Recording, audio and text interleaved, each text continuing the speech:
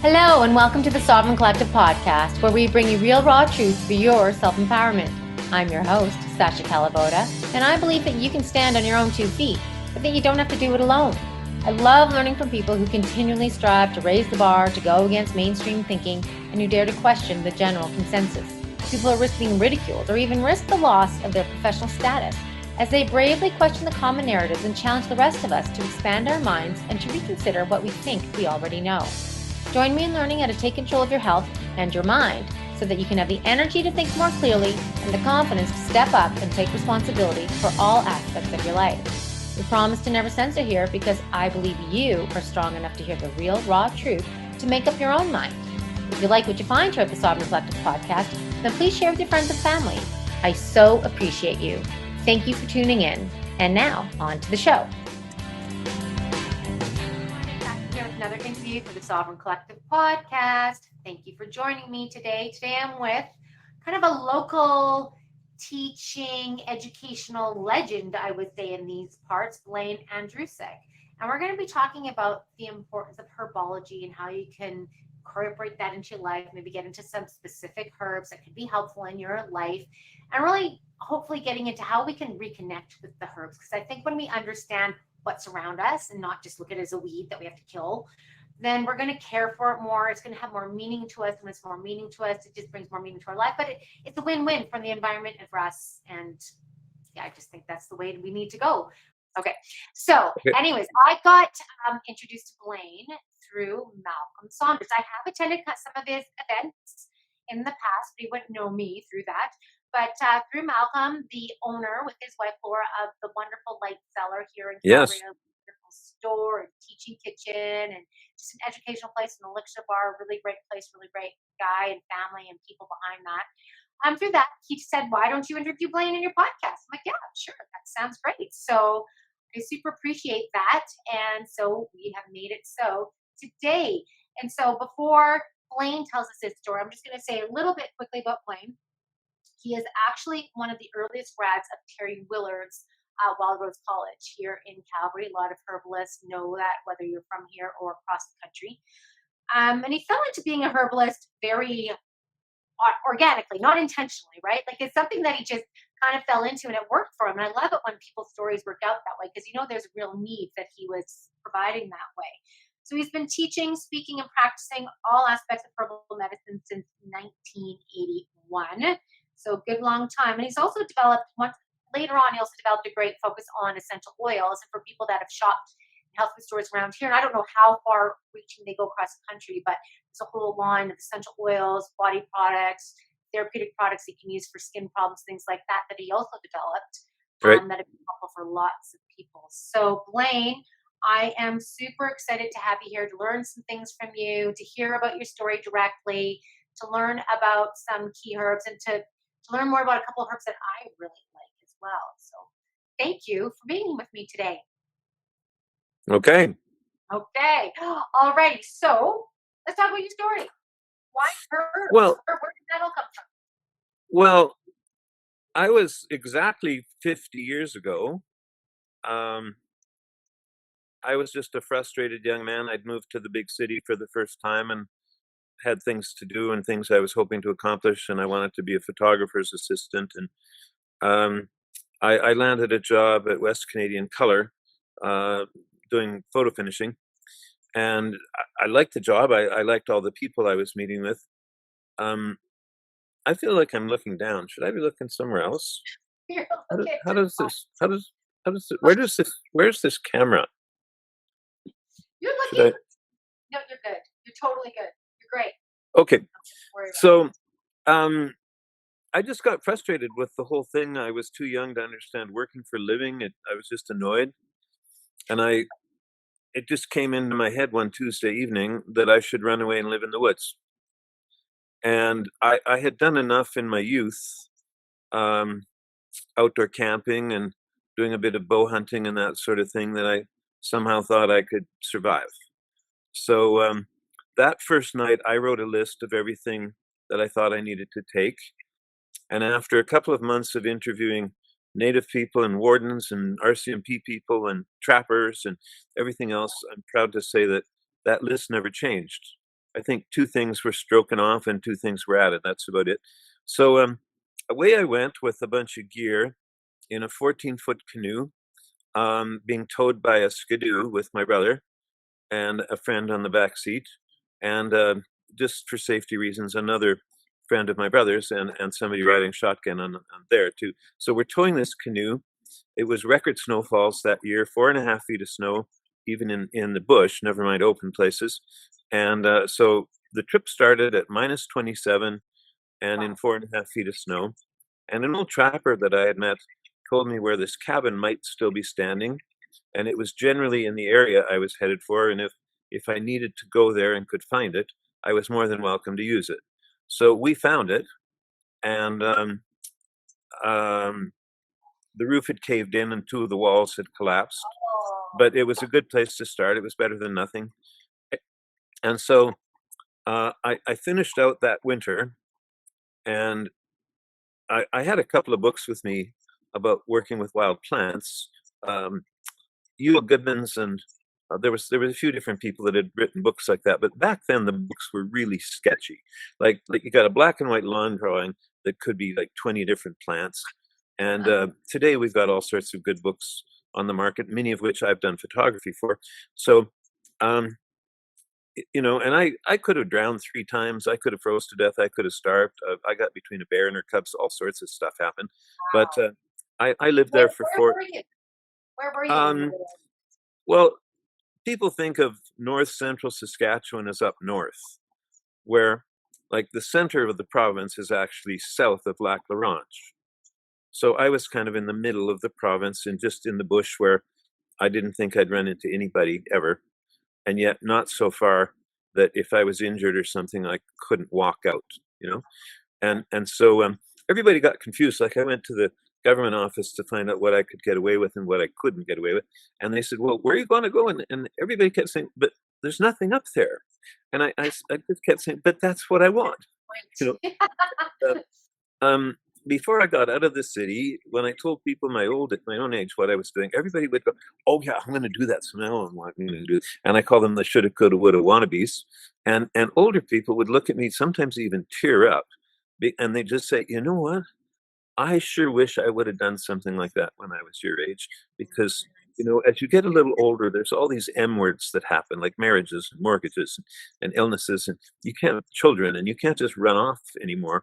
And I sure wish I would have done that. Some of the elders even started crying, wishing they had done that. And some of the elders that were trappers, I met a few trappers, and they gave me some hot tips. Some of them thought I'd last about a week and would give me good advice like don't eat yellow snow, and just thought I'd never make it.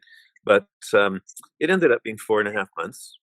And I it was ironic. I didn't know anything about animal totems back then, but there was something going on with the owls.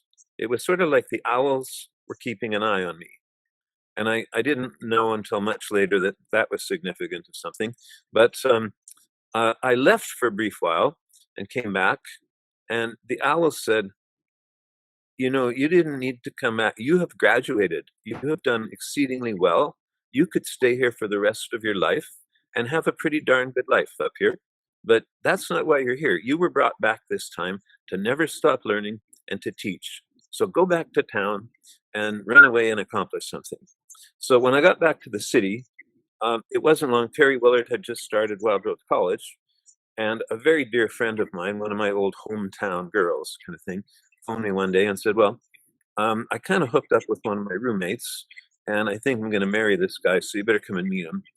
And I was considering going back to school, and it would have been medical school. And Wow. I had questions of Terry, and the answers were sort of like painted in the sky with flowers around them, and that sort of hippy dippy thing. And so I went to Wild Rose, and the main reason I wanted to go studying and work more with I wanted to learn more about the plants because I thought I wanted to go spend more time in the woods. So I wanted to learn more about how to take care of myself for injuries, and uh, learn more about the edible plants. Because the books that I'd had to that point were almost useless. But away I went and took some classes.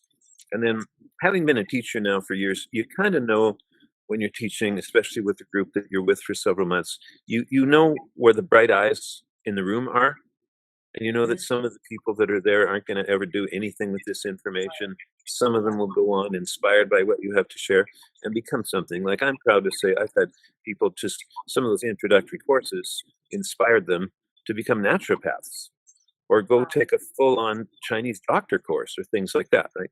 So I've been kind of the inspirator for changing a lot of lives during my career. But and I've never done a trip as long as that again. But I have, as I learn more, I've often gone out for a long weekend with no food and with my bow, and depending on where I was going, a fishing rod. And maybe I had a bunch of food in a cooler, but I never had to open it, you know. Wow. And and it kept growing and growing. And then because I was a photographer, and I was lecturing, I wanted to have images that I could use for projecting. I was still it was all film back then, so I had a slide projector. And slowly, because I got encyclopedias and whatnot asking me for photographs, um, I was like a bounty hunter, and I didn't ever want to be a herbalist. I did most of my early studies were just for the function of first aid, and like one of the things you want to talk about is comfrey, right? So Yes. I kind of fell into this one step at a time, and it was more of a hobby for quite some while. But Terry called me one day because Sate had a sold out class. It was like Tuesday evenings for 8 weeks or something like that. And the guy that was supposed to teach the class had skipped town because he got a better offer from Outward Bound. And somebody on the board knew Terry and called Terry. And he said, "Well, thank you, but I'm booked on Tuesday evenings, but I have a colleague," which was a stretch at that time, that can probably handle that for you. And he called me and started telling me all about this course. And I got really excited because it sounded good. I thought, well, gee, that sounds great. When is it? I want to go. I hope I can go. And he said, well, so do I, because I just booked you as the instructor. And I was like, no. That's no, I can't do that. No, absolutely not. But pretty soon, Sate had, I got into teachers' conventions and to Mount Royal College. And it just, it just clicked clacked from there. Obviously, I like to talk, and things just which way are these things going? Anyway, um, it went on from there, and every time I did a talk, people were asking me how to see me for a consult. I said, "Well, no. I'm not a practitioner. I'm not a real herbalist. This is just something I do for kind of a hobby." And they said, "No. But you obviously know what you're talking about. I have to bring you my daughter, my husband, my dog, my whoever who needed fixing. Like I had women almost holding onto my leg so I couldn't get out the door." And Wow. so I finally gave in. This just looks really wonky. The I, other fi- way. There, yeah.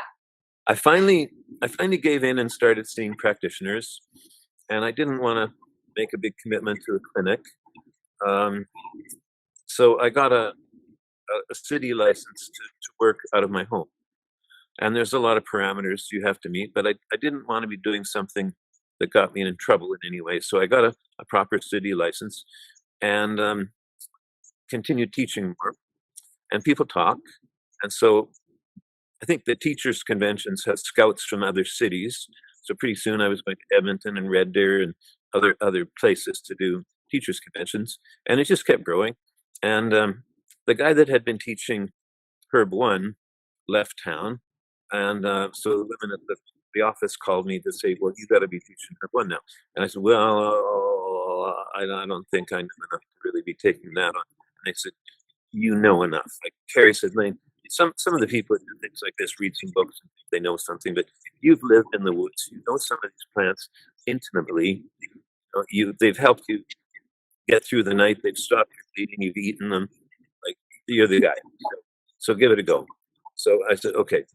And before long, um, it was Herb 2 and more classes and more teaching. And then it was eventually kind of hooked up doing a bit of work with essential oils, which when I first encountered, um, didn't impress me that much. But somehow a few years later, it clicked in my head. These are things that are so um, just so concentrated.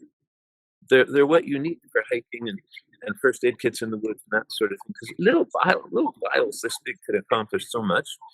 And so I started studying oils, and then I started teaching oils, and I ended up with like physiotherapists, massage therapists, because I was already teaching at massage schools, and people were they like, well, where do you get your oils? We want to get your oils. Can we get your oils?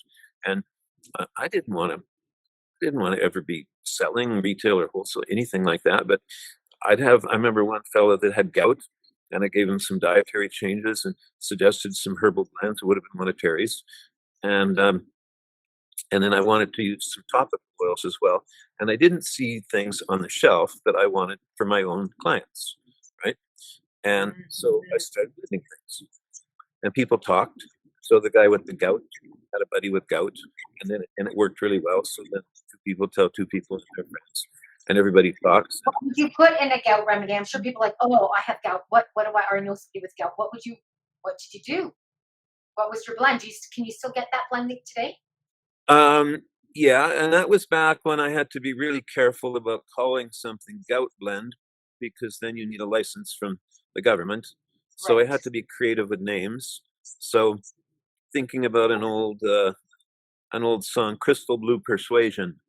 I forget who did that, but it was a song when I was in high school, and so I just called it Crystal Persuasion, because Oh, gout is yeah, yeah, mostly yeah. about, yeah. So the main cause in my mind, and I mean, whatever my opinion's worth, it's certainly helped a lot of people over the years. Um, and um, because people taking my courses were already even naturopaths, some of them massage therapists, physiotherapists, all sorts of people. Can we, or store owners, can we get your stuff? Like, would you wholesale to us? And I had to.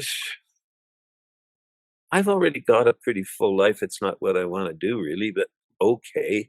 And I just kept getting pushed into, and some people. One guy I was You're talking didn't to said, ask. The you universe know, just led you into it. It's amazing, right? And it fulfills well, a great need. yeah, and like one fellow once, somebody one night even said, "Don't you realize you're being led? Right. Like you are fulfilling Exactly. a purpose, right?" And Absolutely. it started with the owls telling me that this Right. is what I was supposed to be doing. So Absolutely. so one step at a time, it grew to the point where I was between live classes and television work and everything else. I was seeing 8 to 10 audiences a week, Wow. and Wow. that's a pretty big time commitment. That is. And then because I had a full-time sales job at the time, and Oh, it was good background work because I worked as a wholesale supplier in the beauty industry, and a lot of herbal stuff is involved there. And the the companies that supply the wholesalers really appreciated that, because some of that stuff was ahead of its time. Like we had this one little gal from Texas, and they had a big ranch, and her husband handled all the cattle, but she was an esthetician, and she started an aloe vera plantation, and she was so many years ahead of her time, because even her eyeshadows you could treat colitis with, and she loved me because I was the only sales rep she'd met that actually knew what the herbs were all about, and so we got to be good friends. And sure enough, at some point, and this is just so hilarious how things but can I shift, just have to gloss. You said with her eyeshadow you could treat colitis with. because they were that healthy. They were they were made with 100% organic aloe vera, and so again, she didn't have a line initially to sell. She was using it for her own practice. But Right. again, people want to buy things, and Yeah. so it turned into a big line. And she had always being an outdoorsman. She had a product called Retain-A-Tan that I fell in love with, because I lived by then I was spending most of my weekends in a loincloth in the forest, and doing canoe trips and stuff in my like buckskin clothing that I sewed myself and all that sort of thing. Wow. And so um, I love this retain-a-tan stuff. And what happened was her part of Texas had a big weevil infestation, And everybody else she knew in her whole part of the state sprayed chemicals. And she refused to do that. So she hired more Mexicans to handpick weevils off her Wow. plants. And that worked for a while, but the weevils won. Mm. And I got a note in my mailbox at work saying, we're not going to be working with that company anymore. They're gone. And I thought, well, what am I going to do? Because there's no more Retain-A-Tan. Like I went to the back warehouse and said, how much do we have in stock? Because I want every single bottle. Put it in a corner. I'll buy all of it myself, not to sell, just for me. This stuff's got a good shelf life. So it all started with making something that I just called Sun Mix. And at the time, I went around. A good friend of mine was managing Community Natural back then. And that's back when they were a tiny store. And I went to health food stores to get aloe vera, and we had a nice or just a skin cream base that a pharmaceutical company made that estheticians would buy from us. And I started mixing those two together to make my own sun mix. And her stuff, Retain-A-Tan, had been 48% aloe vera. And it worked wonderfully. And anytime, so anyway, so I started making my own. And whenever we'd be out camping, my girlfriend and I, and there was another couple with us or something like that, we'd get sunburned and we put this stuff on, and it was like getting kissed by angels. If you had a sunburn, you could put it on. It wasn't sunscreen. It was just fixed your skin and you'd be right back out the next day, right? So and they said, well, where do you get this? And I said, well, my kitchen.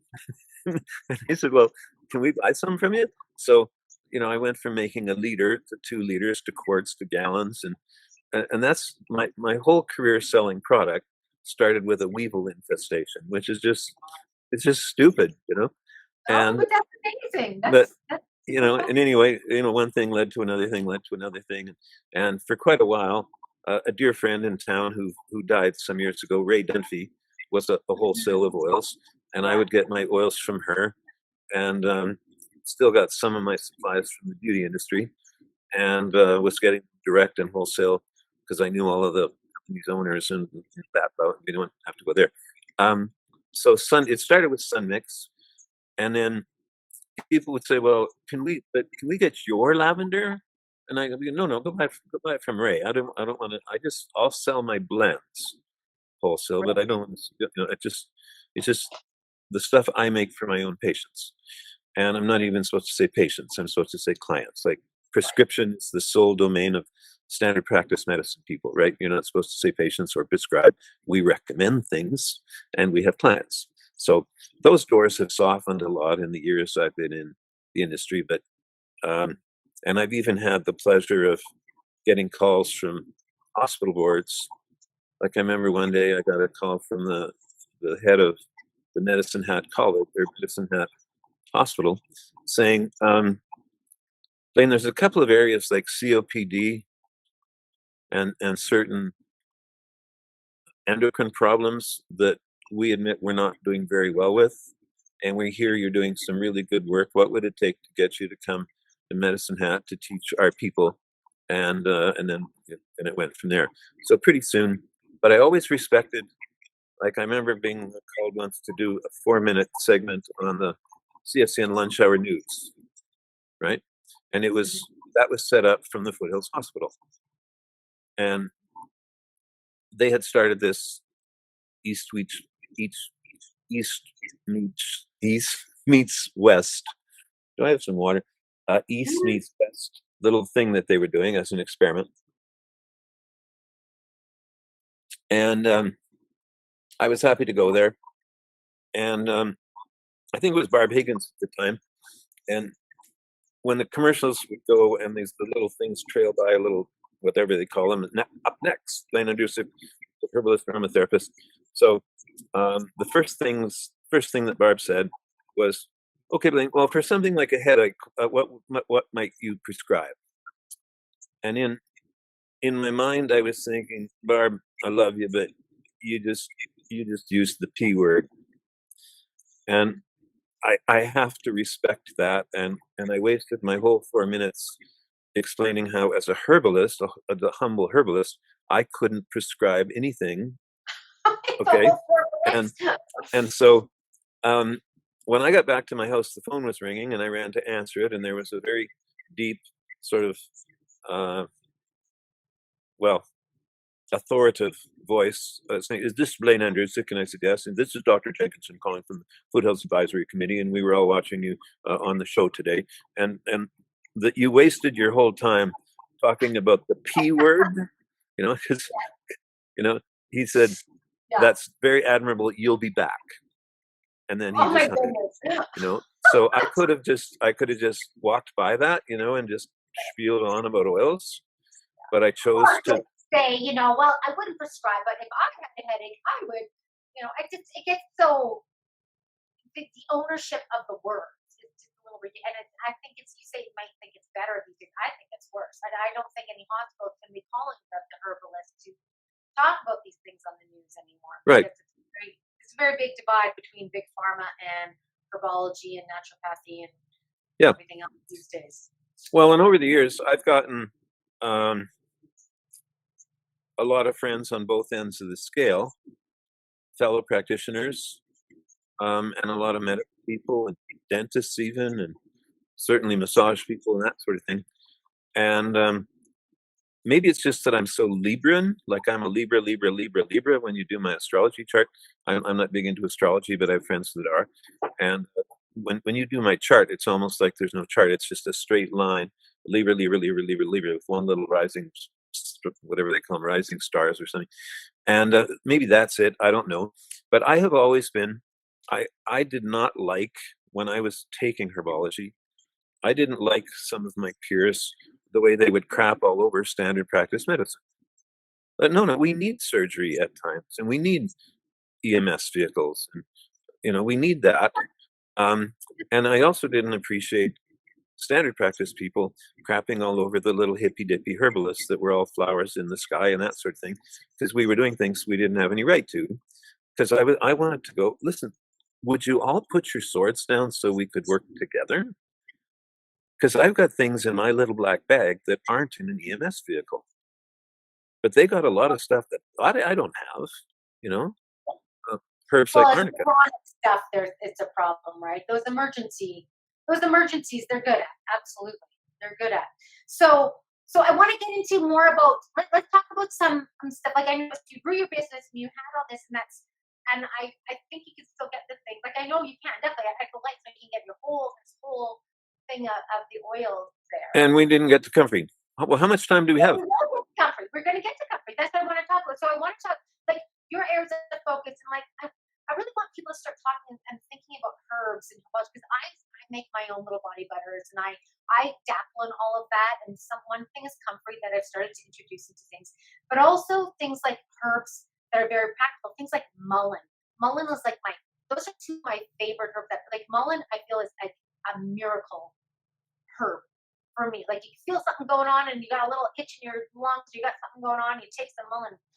It's like a magic. So what are some things that you feel that would be like what are some of your favorite herbs and how can you use them in your life? So comfrey I really feel gets such a bad rap that it's so dangerous, this and that if you consume it. But it's an amazing healer of bones and skin. And so what are some of your favorites? And let's talk. Can we talk about also mullein and coffee? And do we want to stick to things that grow here, wild? Well, I think for now, but I think people hopefully get to know their plants in their own Yeah. area. But Okay. I'd Because like to know more about mullein isn't common right around Calgary, and you got to until you get around Invermere, like it likes really dry areas.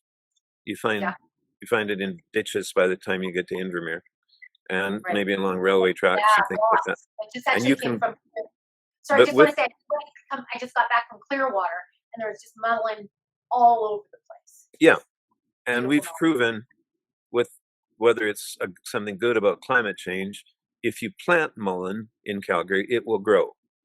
I Right. had mullein growing in my front yard before they sold my house here this months ago. Right. Um, my whole world, my whole world as it existed for a long time is completely over. I have to do a Blaine version 2.0. Mm. Everything I owned including my house and vehicles and every single bit of camping gear and photography equipment, and everything I own is now gone, and I have to reinvent myself. So that's why I'm doing things like this to to fire it up again. A woman in Kelowna, who is a former student who became a client, has been trying to get my stuff or wanted to buy me out for years, and this was finally her excuse. So, like you, she makes some stuff. She does. They have a hot yoga studio, and she makes body butters and things. And she's been trying to get me for years. So this was finally her turn.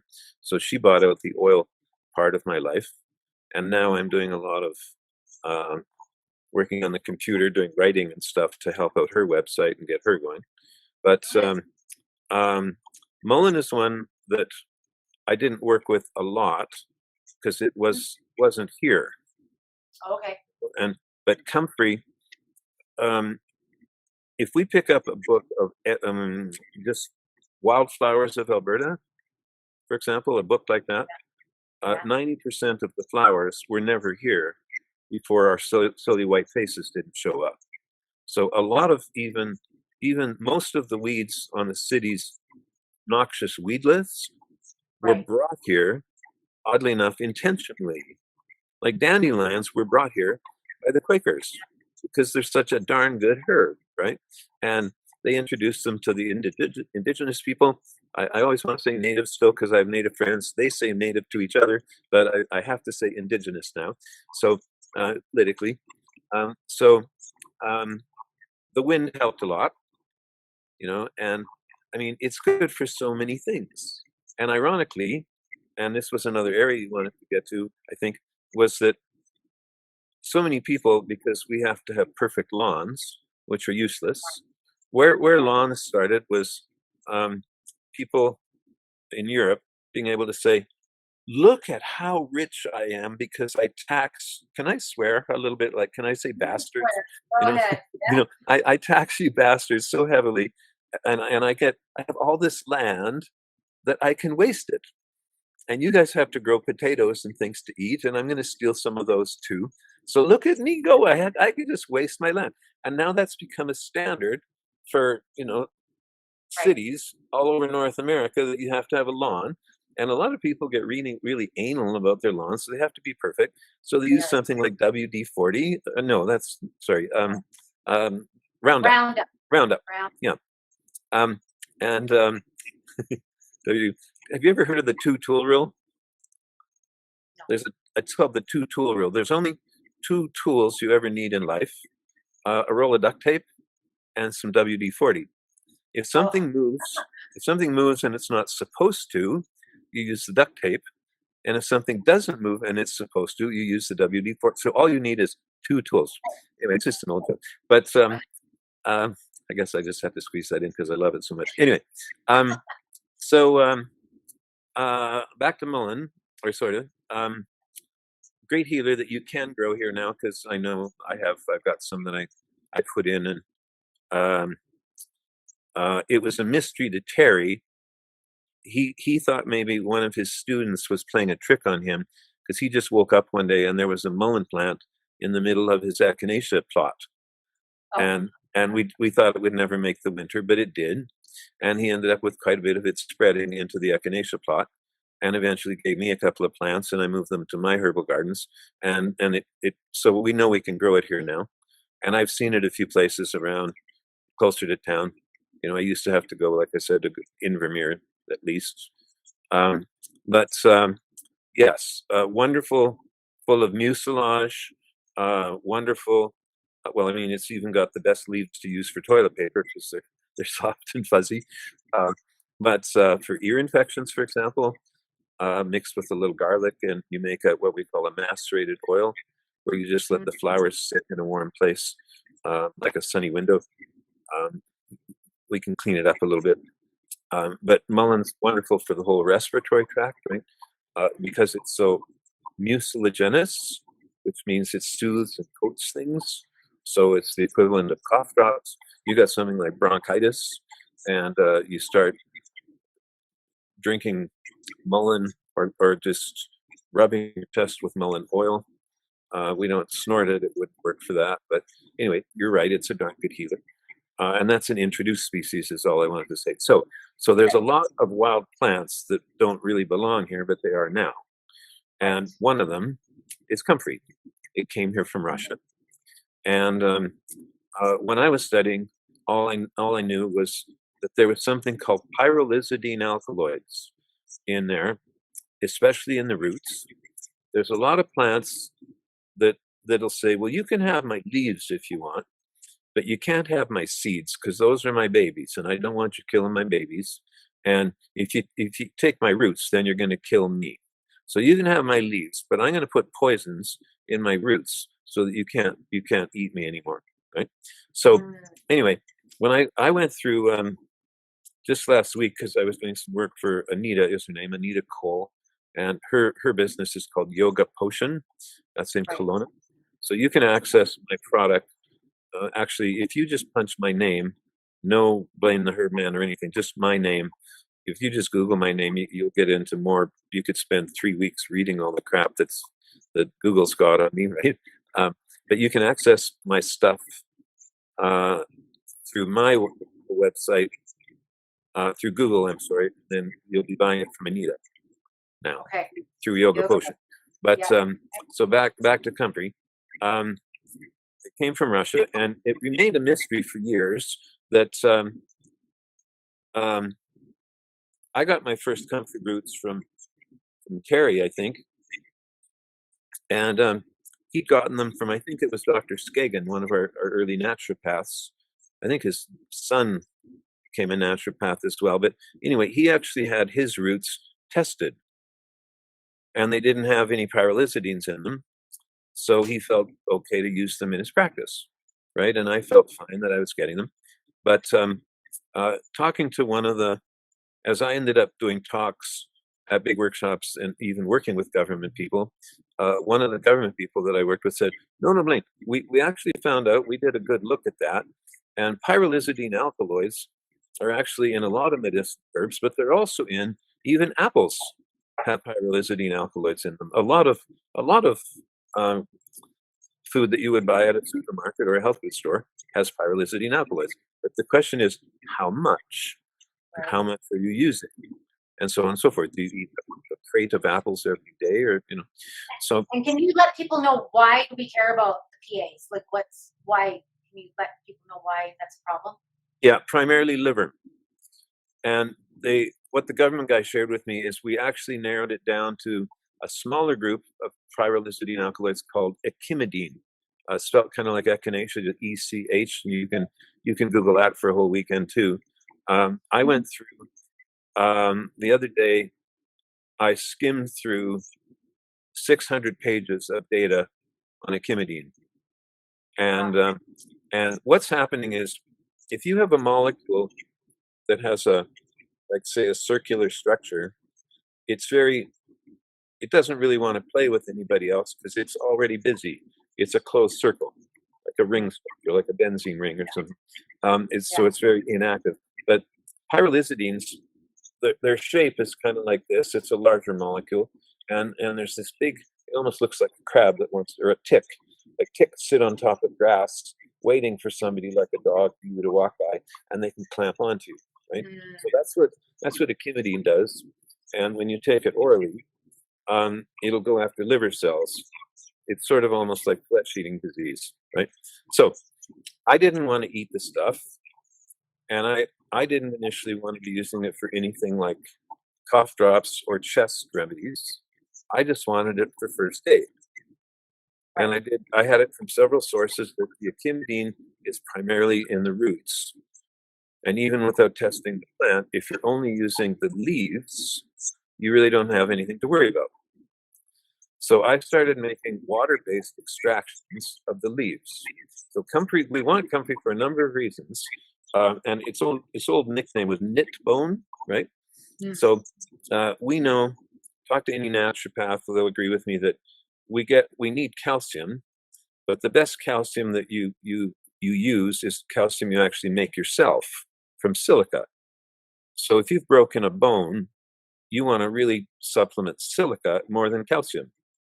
But comfrey's got both, so we don't have to argue about that. It's got a lot of silica and it's got a lot of calcium. It's also got a lot of tannins, which are very astringent. I've had deep gashes. I remember one night at a party at my place, somebody had broken a glass and swept it off the dance floor, and I was playing my congas barefoot, and didn't even realize I'd stepped on this broken glass, and there was a 4-foot pool of blood on the floor around me, and somebody Oh, noticed it and said, "Blaine, you're bleeding, man." And I went, "Oh," like I didn't even realize it, right? Maybe I'd had enough tequila or something, I don't know. But so I looked at somebody in the kitchen just through, there was a path through there for passing supper into the dining room, and I said, "Kim, would you just open that door there? There's some red powder, yeah, and just get me a little bit of warm water." And I stirred some. I wasn't even. Everybody thought I should call an ambulance or something, and I stirred about a half a teaspoon of cayenne into a quarter of a cup of warm water, and shot it back, and went back to playing drums. And people thought I was crazy, but within a minute, it wasn't bleeding anymore. see, So that's what I learned. I love the practical nature of this stuff. Everybody has that in their home.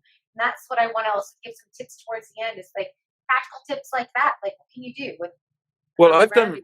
and those were the sorts of talks that I would do at teachers' conventions, and as that caught on, I would even do them for, like, I did talks for the bar association, like lawyers and judges, Really? and people like that.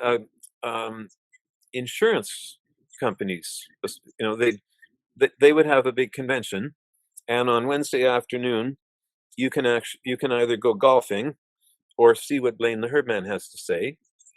And again, people talk, and I would get more and more teaching engagements that way, talking Wow. about medicinal properties of things you already own. Yes. Like if you've Love just that. cut yourself, how many people have some, like, just any sort of black tea, Earl Grey or red rose or whatever in their kitchen? And if you've just cut yourself, even a really deep laceration, moisten a couple of tea bags and just put them on, and it'll stop the bleeding very quickly. Like, where did I learn that? From an alternative thinking dentist when I was very young and had a tooth pulled, and it wouldn't stop bleeding. And my mother was concerned. I'd had a mouthful of gauze and cotton balls all day. And she called the dentist. He said, "Well, just get him to suck on a tea bag." So that's the tannins that are just kind of Yep. drawing that up. Yeah, so a lot of our wild plants are astringents, which you can use for anything. Like gravity and time are sucking our faces off of our skulls, right? And everybody wants to look feeling pretty, oh so pretty. So when you use astringents, that's why when you get out of um, even Calgary tap water most months of the year is about 8.2, which is highly alkaline. So even if you don't use soap, just having a bath. That's why if you lay in the tub for a while, your skin, it gets bigger. You get wrinkles, right? You just Mhm. change 2 dress sizes because you're allergic to Calgary tap water. So, so using something like rose water afterwards as a toner is Yes. is is acidic, and it helps neutralize the natural pH of your acid mantle. That sort of thing. Anyway, so we can use astringents, and people in our culture, and this makes me crazy. People need to have exactly what they want on the label. So if you want something for a beauty product, you don't want to hear me say use preparation H, because that's for your butthole, you know. But preparation H would work perfectly to if a young mother has been breastfeeding and is now going to wean the baby off. You could use you don't have to buy something called baby weaner. You could use preparation H. You could use it on your face. You can use it on your butt, and it's an astringent blend. So all I'm getting at is a lot of, in fact, most of our wild plants are astringent. So we could So you do. I use did two. preparation H for baby weaning. How exactly? Well, as a cream, To it reduces your breast milk, okay, that's what I and it's just wanted actually to say. going to perk up your breasts a little bit back to what they used to be before you were breastfeeding as well.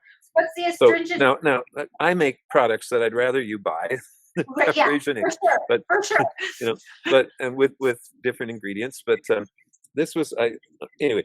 I'm going to get too caught up in that. Back to comfrey. So comfrey has tannins, so it stops bleeding really quickly. Um, Me and talking with my hands, and they're not on the screen, so why bother? I'm going to do that anyway because it's what I do. So tannins, which are very astringent, so it stops bleeding. and I'll talk about how you would make that as a liquid extract. Um, and then if you take it orally, you're getting, because it's a leaf extract, even if you haven't tested your plants. And back to the government guy, he said, if you want to sell your comfrey products legally with an HPV number on them and everything, you just have to send in some samples for us to test. And if there's no echimidine in them, you can put a sticker on your label that says echimidine free. Who knew? You can have echimidine free comfrey products. But I was just taking it on the word that Terry got his plants from Dr. Skagen, and they were tested once years ago, but maybe just from going in different soil. So I think my plants don't have any echimidine, but I could give you some roots, and you might have echimidine and other PAs. It's a weird thing that we don't understand exactly why they're there at all, because they're not always there. Some comfrey plants don't have any echimidine in them at all, none. And then even if they did, it comes back to dosage. Like I said, how much are you going to use and for how long? So if I broke my leg, I would take some of that water-based concentrate that I make, and I've just got glycerin in it as a preservative, right? And I would take about an ounce shot of that 3 times a day for a couple of months, and my bone would heal a lot faster. And then I'd put it away. There's no reason to keep taking. And if Would you even do a topical balm on it as well? yeah. Well, if it was like an open fracture or something, I've had my knees both replaced. So the people at the hip and knee clinic, on both accounts from the kinesiologists, were sort of really queried, because the first one I was more cautious. The second one I wasn't reckless. I was still really careful. But for example, I had neighbors and friends telling me there's no way I was going to come back to my 3-story home and live as usual. The woman at the end of the street had a hip replacement and a knee replacement, and she had a bungalow and the proper shower and the proper bed height and the proper everything. And we'll bring you food. There's no way you're coming home. And I said, I think I'm coming home. So on my second knee surgery, the guy who brought me home helped me upstairs with crutches. He'd had a broken knee once from a skiing accident. He helped me upstairs. And about 15 minutes after he left, I didn't want to fall. I very, very carefully made my way back to the kitchen. Anyway, the point is, 2 days after getting home from the hospital with a knee replacement twice, I was doing full flights of stairs. And when I was in my first post-op examinations, like when the kinesiologist was down below checking the angles, whatever degrees they want to see, and that sort of thing, she started laughing. And I said, what's so funny, my ugly leg? Like, what are you laughing at down there? And she said, Blaine, at this point, we're usually looking for so many degrees of bend, and you're 200% past that. And, you're not, it annoyed her that I wasn't using crutches, and, but, So what do you credit all this quick healing to? Comfrey, or was it a combo of things that you did? comfrey topically, and an oil blend that I make topically. Let's round it up with comfrey. So first thing, the most allantoin, it's called. Yeah. Allantoin, allantoin, which makes you think maybe it started with aloe vera. I'm not sure about that, but it's called allantoin. That's a cell proliferant that makes anything heal faster. And the highest concentration is in the youngest leaves. So when I first started growing comfrey, they would get about 6 feet high in flower and everything. And late summer, we would chop it all down and make the extract. But when I learned about the young leaf stuff, and comfrey has so much chi that you can let it get about a foot tall, be this nice little plump leaves, get about this, like 18 inches long, and cut it right flat to the ground and make some of the extract, and do that 3 times in the summer. So you get more product in ultimately, and better product, because you're making it all from the young leaves. So you're getting silica, calcium, allantoin, tannins, right? And with the knit bone thing, that was especially good for, if you break an arm, you're going to get it in a cast and that sort of thing. But what do you do with cracked ribs or something, broken rib, when you say fall off a horse, or you could slip a sailboat and run into something, really bust your ribs up. So you would just have compresses, like just wear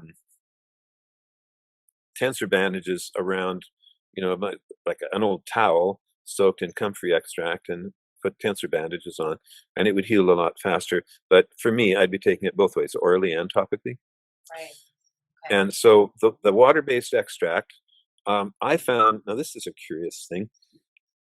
I had always just used a little, not even 5% vegetable glycerin as a preservative. I probably got that advice from Terry years ago, and it always worked. And I would find half-empty bottles, little 10 ml vials of that extract in backpacks that I hadn't used for 2 years, and all over the place. I had them everywhere in my life, and it never ever went moldy or anything. And one of my students one night came up to me and said, "Blaine, I got some of your comfrey extract, and I was using it, and the bottle was still about half full, and it went moldy." And I said, "Where was it?" And she said, "On my bedside table." And without hesitation, I said, "I wouldn't sleep there."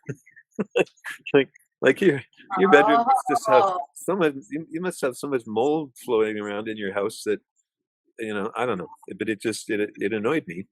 But so what I started doing, I wanted to have something that was more stable, and something that you didn't. When you do something like fall, sometimes you have a little fall and you get a little bit of road rash, and you don't even need a bandage kind of thing. There might be a bit of lymphatic fluid coming out, and or just yeah. just little dots of blood. I wanted something you could just smear on and not need a bandage. So I had to find a thickening agent. I'm not sure, but Knox gelatin might even work. So you make first, get back to the concentrated extract. So you're gonna chop up a whole bunch of comfrey leaves and stems. Oh, the other thing that's in there is mucilage, same as mullein. So that's where it became a lung herb as well, for the mucilage. And I had one guy I was arguing with at a party one night that you had to use comfrey root. And I said, "Well, I've got thousands of people out there that have been using comfrey leaves because I told them to, and they work brilliantly. So, you keep believing what you believe, because I'm going to believe what I've done and what I believe." But run away now.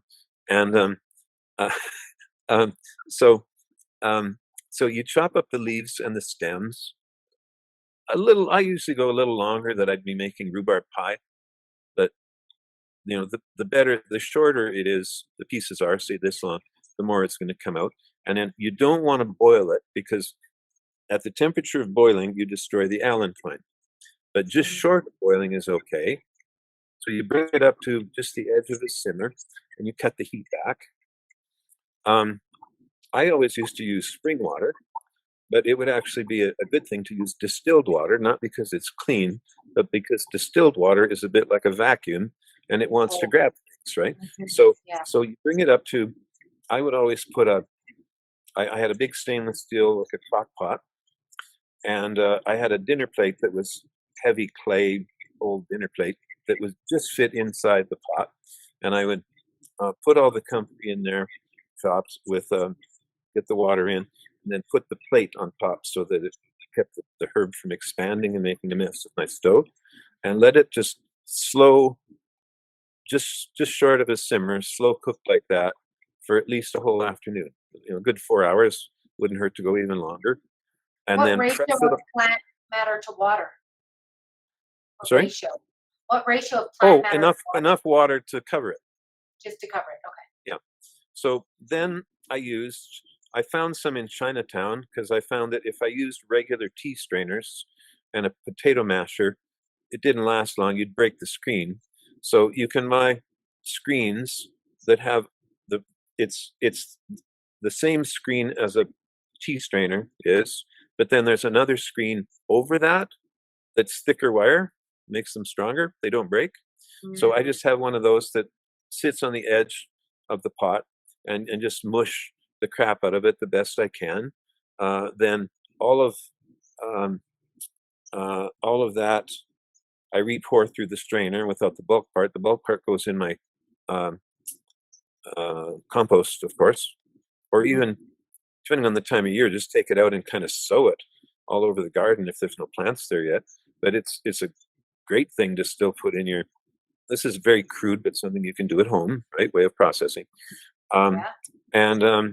and then what I always did with if I was making a big batch, like what I would get out of a big stock pot size, was just canned it, like Oh, taking it off the stove into sterilized glass bottles, almost full, and putting the lids on. You can tell that it worked right when you get the.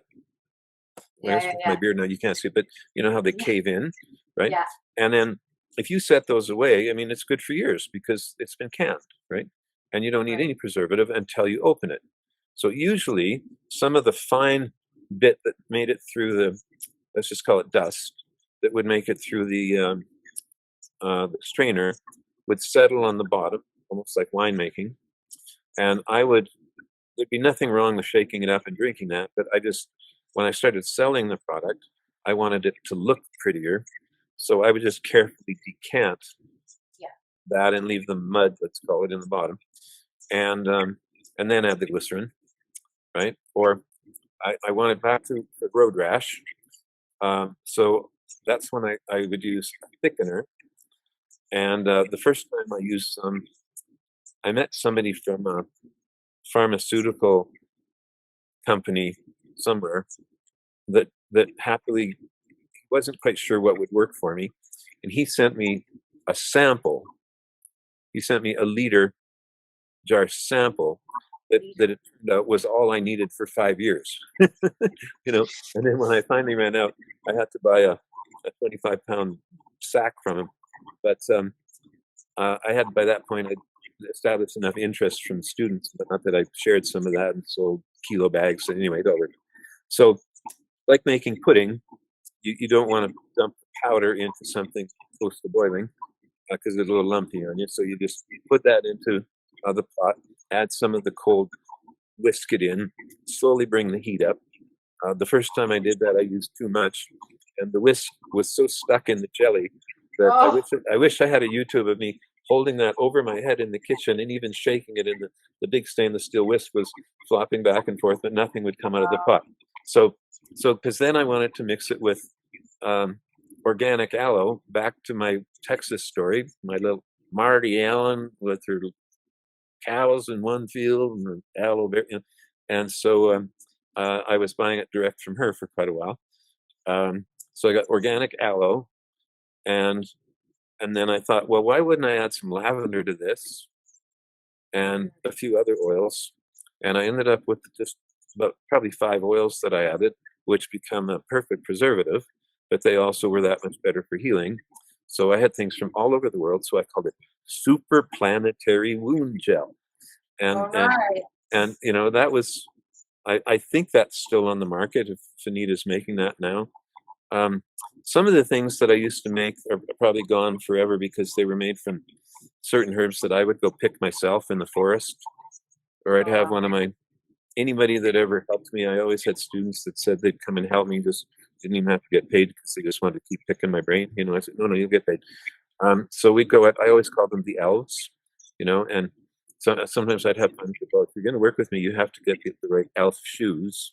There's only one store in town where you get elf shoes, and you better write this down. And they'd actually be doing it. And then I'd start, no, I'm kidding. No, I'm kidding about the elf shoes. Anyway, so that was something that I made that might be gone forever. I don't know. I'm living in a care home now, and all my tools are gone, and all my oils are gone. But we'll see where Nita gets with some of those things. Do So you need um, recipes? Does she have access to the recipes so that they can be recreated? yeah, she bought the business, so yeah, Yeah. So she's got it all she's these got secrets. she's got the Oh, recipe book. Yeah. yeah, yeah, yeah. So Um, um, so I was making just a liquid extract that you could use orally for a short term, not from the roots, just from the leaves. It looked like soya sauce. That's an important thing to know that you've made it concentrated enough. I forgot this part. After mushing all the juice out, I would put it back in a clean pot on the stove and with low heat and no lid, kind of like thickening maple syrup, and just let it reduce for about Yeah. 4 or 5 hours. And then it would look like soya sauce. And that was the thing. So if you put that on a deep open wound, it would sting just because it was so astringent. But that, like, I used that on something that should have taken 10 stitches. But we would wrap it with gauze with that comfrey extract and not use any stitches. And you'd end up with virtually no scarring. Wow. You know, because you get more scarring at proud flesh, they call it. You know, when you have a scar and you get it's raised after, like a red bump. I think they call that proud flesh. So, yeah, back to me playing bongos and stories. Like there was another one where I think it was a New Year's party, and I was carving a roast. There was a very sharp knife, and I slipped and almost took my thumb off. And I had somebody else finish doing the cutting, and I was just standing around the kitchen. Sure, would you get me that red powder out of the cupboard there? Yeah, and a little bit more. Yeah, just sure that. And I just shoot that down in the company. I pulled my hand out for everybody to watch, and just start counting. And I go, oh yeah, 7. It's usually 7 for me. 7 seconds. When you take a shot. Orally taking a shot of cayenne. Yeah, cayenne orally, because it lowers your blood pressure or something. Yeah. And for me, it was usually, I used to say 10 seconds, but for me, it was usually 7. And then I would go for my first aid to put a bandage on and go back to playing drums or whatever. So I had a few times that I remember once I had sawed a bunch of logs, nailed them to make, when you've had a teepee up for a while, just getting in and out of so I had a teepee in my yard for years. And my girlfriend and I preferred to sleep outside all summer. There would come a sleety, snowy day in November when we'd look at each other with a tear in our eye and finally go back in the house and sleep in one of the 4-bedroom house that we had rented, you know. Anyway, but there's you want favorite herbs. I have film canisters. Remember when we had film and they came in a little canister? Yeah, so I have film canisters full of cayenne stashed everywhere. Wow. And it was really funny coming back from a sales conference in Vegas one year, and I got this guy who I'm just being too confident, and I think they're trained to, if anybody's too confident, they're definitely hiding something. And this guy just knew he was going to get me for something, and he was just really being a butthead in my mind. He was short of rude. He was going through everything, and he kept finding nothing. And he started going through my camera bag, and I said, "I've got green cards for all those in the back if you want to see them." No, we don't care. He just he went through my shaving kit, and he kept taking. There was 37 rolls of film. He took every one of them out of my bag and shook it, and opened it to see what a surprise, a roll of film. But he got to one. When he shook it, there was no scent. Yeah. And I started reaching. He was bringing it up to his nose. I don't know if anything, and this is African redbird, right? The hottest cayenne you can get, like 140 or 60,000 BTU. And I went to reach for his arm as he was picking it up to his nose and took a real sniff, you know, and I couldn't start laughing, or I thought he might arrest me, you know. But I just started. I said, "It's got a lot of vitamin C and bioflavonoids," and he was like, "I don't care, I don't care." And he was just pushing all my stuff down the, down the thing. And as soon as the door spun once, I just did my best Burt Reynolds imitation cackle laugh, you know. But yeah, for it to work, you need to use about a half teaspoon, as far as I'm concerned. Some people say it's a lot. Some people say, well, if you don't eat cayenne regularly, what's hot at this set of lips might be hot at the other end. You know, when some people go for Mexican food or whatever, and they got diarrhea, not even, maybe even diarrhea, and it's very runny hot stuff in the morning. But if you're used to taking it, and I put it on just about everything I eat, so I could take it right now. I could take a heaping teaspoon, and it wouldn't bother me at all. But most people work up to that. There's that old Master Cleanse, I think it's called, where you just live for a couple of months on, I think it's apple cider vinegar and cayenne and honey or something like that. Maple syrup, lemon. Maple syrup, lemon, and cayenne pepper. Okay, yeah. So anyway, um, I've had some pretty amazing pokes. So anyway, where I was going with that last story was um, it was dirty outside the door of the teepee, and I had the big yard. We were on an acre lot that wasn't fenced, and I had a borzoi. That was a running machine, Russian wolfhounds, if you know what those are. So she had to be on a chain all day. So I had the chain was just enough she could get into the teepee if it rained, but not get to the other side to lay on the bed. And Mm. she was eventually flipping the logs around, and it was back muddy. So I had this bright idea of drilling a hole in them and putting a 10-inch spike into them. And once in a while, the chain would get caught and they'd flip upside down, and I would just pounce, jump, stomp it back into the ground. Well, one night, I think it was my own birthday party, um, and I was getting up for pee, and a couple of the logs were displaced. And with all of my strength, I stomped the nail back into the ground, except it was upside down. So it Oh, oh, it went I feel it that. went right through my foot, right? Oh, Went right through God. my foot. So I got into the kitchen right away and took some shot of cayenne first thing, and got some comfrey out and put it on, and wrapped it up in tape and went back to sleep. And it was pounding like crazy with pain. And I woke up and I thought, maybe I really should go get this X-rayed or something. I don't know. And it was raining, and when I went up to get up out of bed, there was so much pain there when I went to step down that I fell flat on my face into the fire pit. So I was covered in ashes, probably reeked of tequila. And then I needed a cane of some sort and didn't have one. So I used one of my camera tripods and went up this little hill to where the truck was parked. And I slipped on the wet grass and tumbled down the hill. So I'm wet and covered in blood by this point, and go to the ER. And it was just a couple of blocks away. And one of the guys was picking up the phone because the wound was perfectly clean. Like it was just perfectly clean, right? Perfectly clean. And one of the attendants there was, I said, "What are you doing there?" And he said, "Well, we have to report all GSWs." And I said, "You mean gunshot wounds?" He said, "Well, yes, obviously, I don't care if you shot yourself in the foot. We have to report this. It's obviously been cauterized because there's no other way you could have perfectly cleaned it."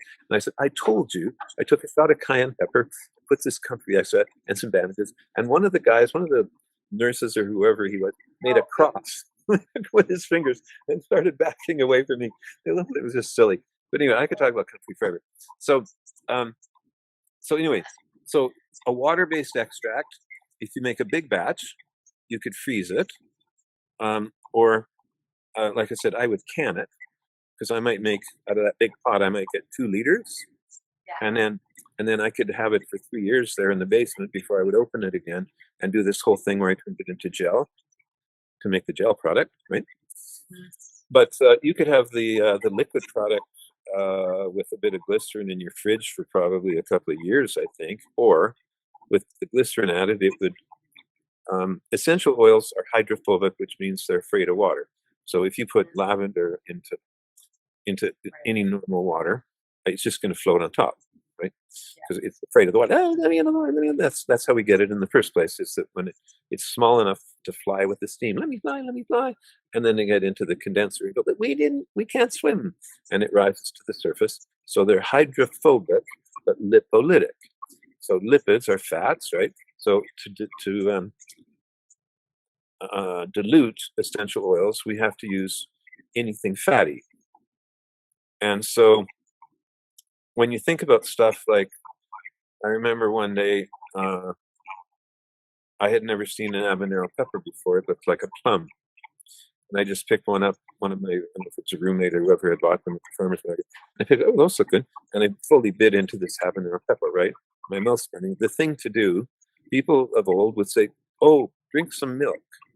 Well, that was a good idea when milk was about It's fatty. 30% fat, from a real cow.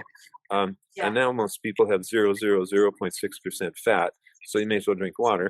And what happens when you put water with the oil is it's the Work. oil's trying to it makes it worse. Yeah, and even some of the phone-in departments don't know that.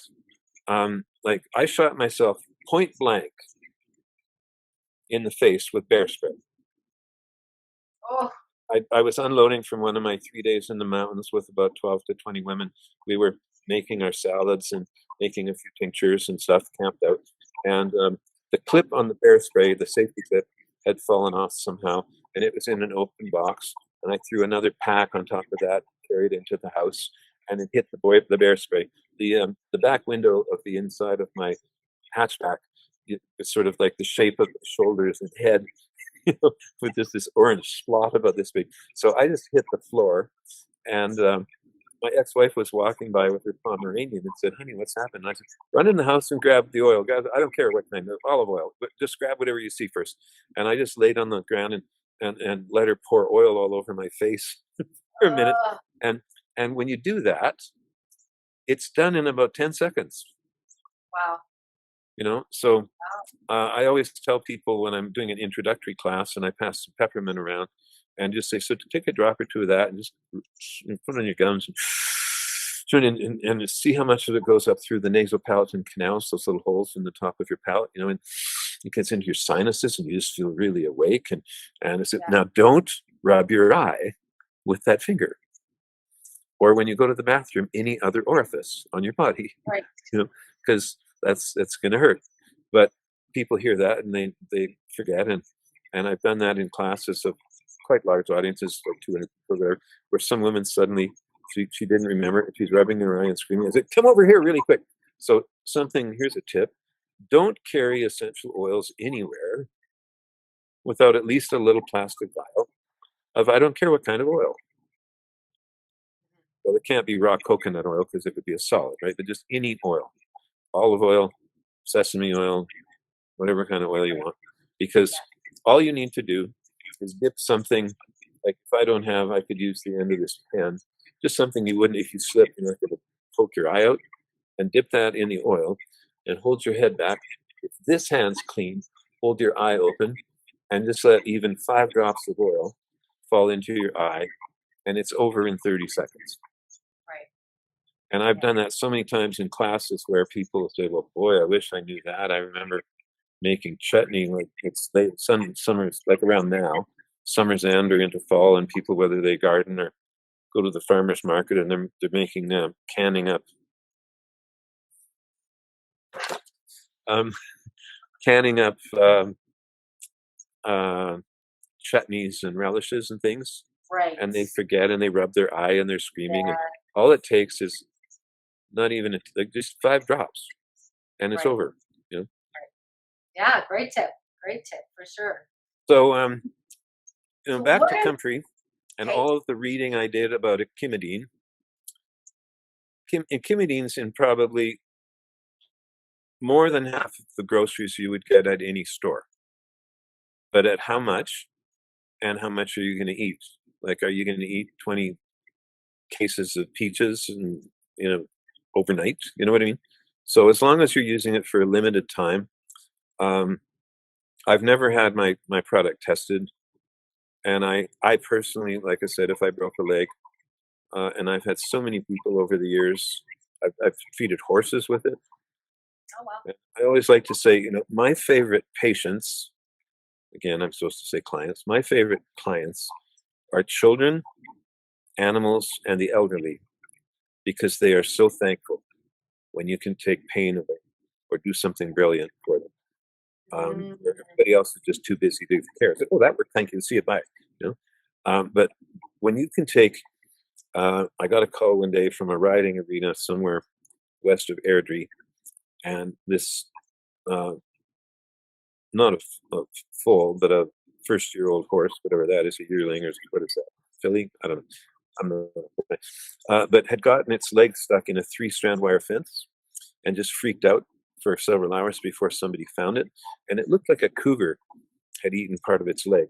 Like there was about this much bone exposed. And several vets had been there, and a few, well, cowboys for sure, but just horse people. And everybody's opinion was, well, if you can save this leg, this animal will certainly never be rid. You might be able to save it as a broodmare.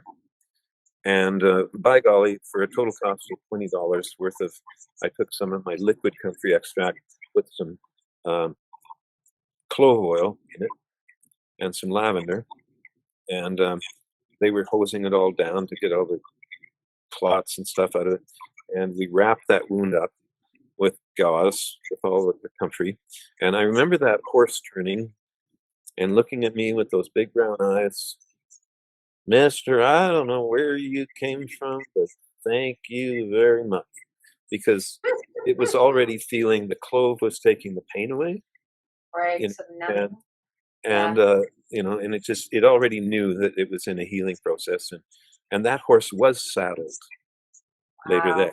later that year. Wow. For a total cost of I charged them for gas, and I wasn't charging them for a consultation even.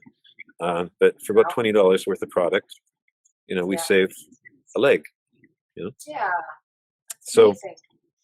but enough about comfrey, I guess. How much do you Right. have? Yeah, that's a lot about comfrey, which is great because it's such a useful plant. And so I do have one question though. Is it useful to harvest the leaves after it's flowered at all? Or should you Oh, just I'm wait till sorry. you get Well, that's why. Yeah, thank you.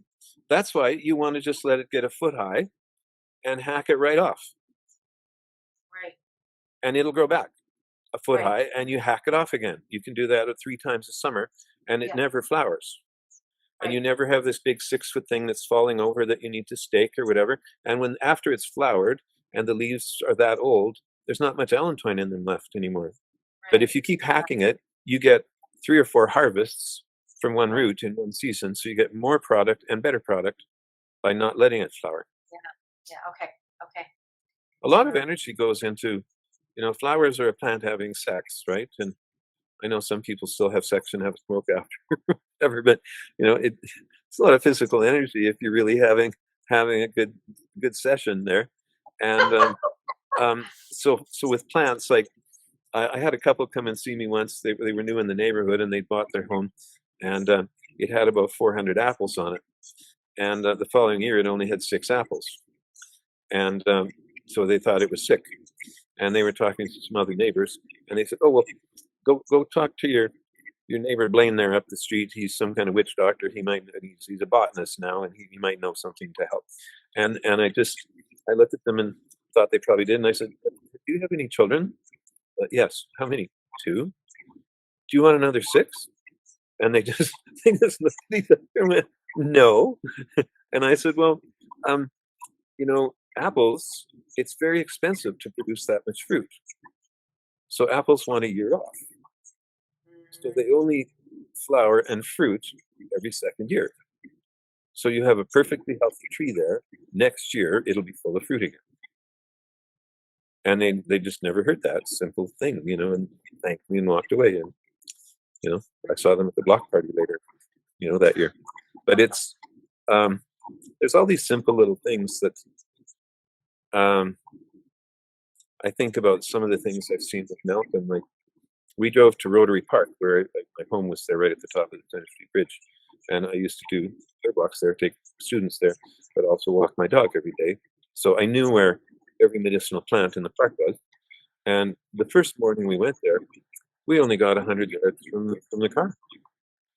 Because the plants I was going to take them to over there to the hawthorn trees, all of a sudden there was Artemisia absinthium. We talked about that for a while. Then there was some junipers maybe. Then there was something else. And we only moved about, I was sitting down because if I stand too long, my lower back acts up. So I was sitting down and I only moved on my bum about 4 feet to talk about the next plant. And that was all the time we had that day. We had filled our 90-minute tape. You know what I mean? So we went back twice now, and I think we'll get a third round out of it, maybe. But apparently it was snowing lightly at midnight last night. Oh. Not sticking to the ground, but Oh. we'll have frost soon for sure. Oh, for sure. Definitely. And something I don't like about Calgary is how we get these falls where it goes down to -6 and everything dies. Yeah. And then it just gets real warm again. It gets warm. Yeah. There's one little snowstorm and it gets cold, and then it's just brown and ugly until January. It's still pretty green though right now. It's pretty nice out here right now. Oh yeah, well yeah, but this isn't by definition, and I didn't know this. I didn't know it for a long time. By definition, if you just have a really nice long fall, That is not an Indian summer. An Indian summer is where you have what I just mentioned. You have a kill frost, and then it Oh, warms up again. That's oh, an I didn't. Indian summer. Yeah, Oh, okay. Oh, interesting. simple little definition. So if you had to pick, say, okay, we're getting close on time here. So if you had to pick, say, a couple other plants that you think people should know, let's say for this part of the world, because I think every environment is going to provide the medicine that you need. I really believe that. But we often know Okay. more about, for example, the Chinese herbs or the Indian herbs. We don't know about our own herbs right here. Yep. Yep. Okay. So two that um, I've been just standing in line at Safeway or something, and somebody say, "Hey, you're Blaine Andrusek," and oh, I'm from the um, whatever they call the horticultural club. You must have a garden and grow things. And I said, yeah. And they said, well, what do you do for the worst weeds? You probably don't use Roundup or anything in your. And I said, no, of course not. He said, well, what do you do for our worst garden weeds like chickweed and plantain? And I said, really simple, eat them. Yeah. And after a while, you won't have as many in your yard because they tell their friends, and you have to go eat your neighbors for herbs, the weeds. Like I've had young students in classes where picture Sunday morning, the husband's in the kitchen putting the coffee on, his wife's still in bed, and their children are in the next door neighbor's yard picking weeds to eat. And he's calling out, honey, the kids are eating the neighbor's weeds again. And it was so nice one day when I first bought my home years ago. They had two little girls, and one afternoon, little Susie was just screaming, and I said to their mother, "What's happened? What's wrong?" She's been stung by a wasp. And I just kind of looked around. I said, "Oh, well, we just need some plantain." And I Right. ran up. The first thing I do when I walk in, well, when I go anywhere, even watch a movie, even while driving down the highway, like it starts out that you get to know plants by their flower, because flowers are showy, and you have a flower guide. So you get, but when you look it up and you find out what the plant is, really look at the rest of the leaves and where it likes to grow, right? So that if you ever need it, you'll know where to look. Not at, do I go to the water? Do I go to the sandy place? Do I go to a dry hillside? And very often that's part of the Latin name. Like if Artemisia um, just means of the field. So if there was a Oh, plant called Andruseki, and when you see two I's in a Latin name, that was yeah. the botanist's name, and you pronounce that EI. So if something's called Blanius richardsonii, I was discovered by this botanist called Richardson, Oh, and so okay. he's kind of named after him, right? So anyway, sometimes it's a descriptive adjective, like everybody else in your family has long, thin leaves, but you have triangular leaves. You would be Sachus uh, triangularis, Right. but it's actually your last name first. So I forget your last name. What's the last name? Calavoda. Calavoda. So you'd be Hmm. Calavodius triangularis, and Oh, okay. your sisters would have other adjectives, right? Anyway, so some of it's really hard. Like when I start a botany class, I always say, you think you're here to study plants, but this is really a language class, because you're going to have to learn a bunch of Latin and a whole bunch of new descriptive adjectives that you've never used before. Like one of my favorites, this is such a beautiful word, and it has no other purpose in the English language. It's so beautiful. Autodeliquescence. Isn't that just lovely? Autodeliquescence. What does that mean? It means you can digest yourself. Right? Mm. And there's a wild mushroom called shaggy manes, and they're choice edibles. But if they get banged around, like if you filled a bag and put them in your backpack and finished your hike, when you get back to camp, all you have is a bag full of black, Mm. gooey stuff, because they've Right. completely digested themselves. A Oh, good thing to do would be to spray that around in the forest a bit, because it's nothing but spores. It's spore soup. Okay, nice. but so anyway, you get some names. I don't know why I'm going up on that, but it's good to learn the Latin names, because common names are often confusing, and people hear about using some plant and then they pick it's completely the wrong plant. Like there's something called scurvy grass that isn't even a grass. There's 3 different plants in Canada known as scurvy grass, and none of them are grasses. But in different Right. provinces, there's something that's got the right antioxidants to prevent scurvy, right? They're full of vitamins. Right. So a lot of our most common weeds that people want to get rid of with chemicals are actually more nutritious than the plants they grow in their yard, Right. right? So anyway, back to the Susie story.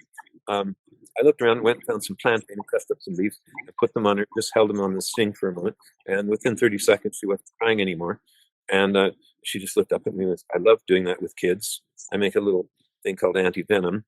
And I've been on hikes or just walking the dog, and there's some kid screaming. Excuse me, was the child stung by a wasp? Yeah, yeah, yeah. And the kid's screaming her head off. And I pull out my little anti-venom mod, and I put 2 drops on it, and they're not crying anymore within 10 seconds. And their eyes, they look at me like, who are you and how could you do such a trick? And are you God? Like I get that look. It's just amazing from children. But some of the things, so anyway, plantain, I would always want to have some in my yard. And if it's growing under ideal conditions in an aspen forest that's fairly heavy, and we've had a lot of rain lately, it'll grow as big as romaine lettuce. And if I made a Caesar, if I grew a Caesar salad with it, you wouldn't know the difference. It's nice and crunchy. But if there's some growing out in the middle of your driveway, and you've driven over it 1,000 times, and it's in full sun all day, it's stiff and brittle and bitter, right? So if you're going to eat Right. it, you want to get it in a nice shady place. And the more moisture it's had, the more delicate it's going to be. But you can definitely eat it. If you needed the food, you could certainly steep it and have it with noodles or rice. But I just want to always have some around for stings because it's Right. brilliant. And if it's Yeah. just a sting on your hand, but it has to stay on. I learned that the hard way. If you hold it on, if you hold it on for a minute, and all the pain's gone, so you throw it away, the pain comes back. So you have to leave it on for quite a while. So sometimes on a leg, Like chew it up, you and might. then put a little poultice on. Well, that's what some people call a spit poultice. If you Yeah. need to, because it's dry, you could do that. Because the plant's fully edible, roots too, the whole plant, seed heads. We use one of the cough syrups I used to make. There's so much mucilage in the seeds that we would throw, like flaxseed, if I didn't have any plantain seeds, just on top of the black currants while they're cooking, so that the mucilage would come out, because it helps a really dry, sticky cough. Yeah? Right. Some Okay. mucilage. Yeah.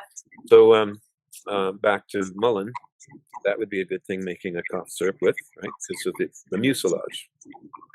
Yeah. So plantain for sure, which is everywhere. And the thing about plantain, if you had, just finishing the story about Barb, she said, "Oh, I used to have some of that in my yard." She said, "What was that? That's amazing." And I went and picked another one from by the garbage cans and brought it and showed her. She said, "Oh, I had some of that in my yard." And I said, "Where did it go?" WD-40. I mean, Roundup. Roundup. I did that again. And so that one experience made her turn her yard to organic totally. She quit using anything like. That's amazing. Oh, if more people would do that, that would be amazing. Yeah, and so a big part of learning more about the plants and how useful, and how you think about how much dirt do you dedicate to a broccoli plant? About a square foot, and all we're going to eat from it is the unopened flower buds. Some of us like the stems peeled, right? But you don't get a lot of stuff from a foot of ground. And if that was just left to go to weeds, you might have some. There's one that used to grow under the back porch when I was a child, and my mother used to cook it all summer. It's just called, gosh, why can't I remember that? Oh, lamb's quarters. It's called Lamb's quarters. Lots of lamb's that quarters, and Yeah. you can steam that. And she used to do it with some green onions chopped up and some fresh dill, and it was just lovely. We would eat that all summer on mashed potatoes or on toast or with rice. And that's a really common weed. So back to like chickweed, the one that everybody hates in their garden, and it's hard to get rid of because it's so delicate that when you try and pull it out, it usually breaks off from the roots, so it keeps coming back. But in my garden, I like that feature because I get to eat it. You use it just like sprouts. You can put it in a wrap or put some in your salads. It tastes a little bit nutty, right? A little crunch, a little bit different flavor. And those two together, plantain and chickweed, are a really good mild anti-inflammatory. You can buy it in the health food store. So I would start going to other organic yards in the neighborhood and asking them if I could pick the weeds for them. you know, and the first Yeah. people would be, and kind of native style. If you're receiving a gift, you should give them something back.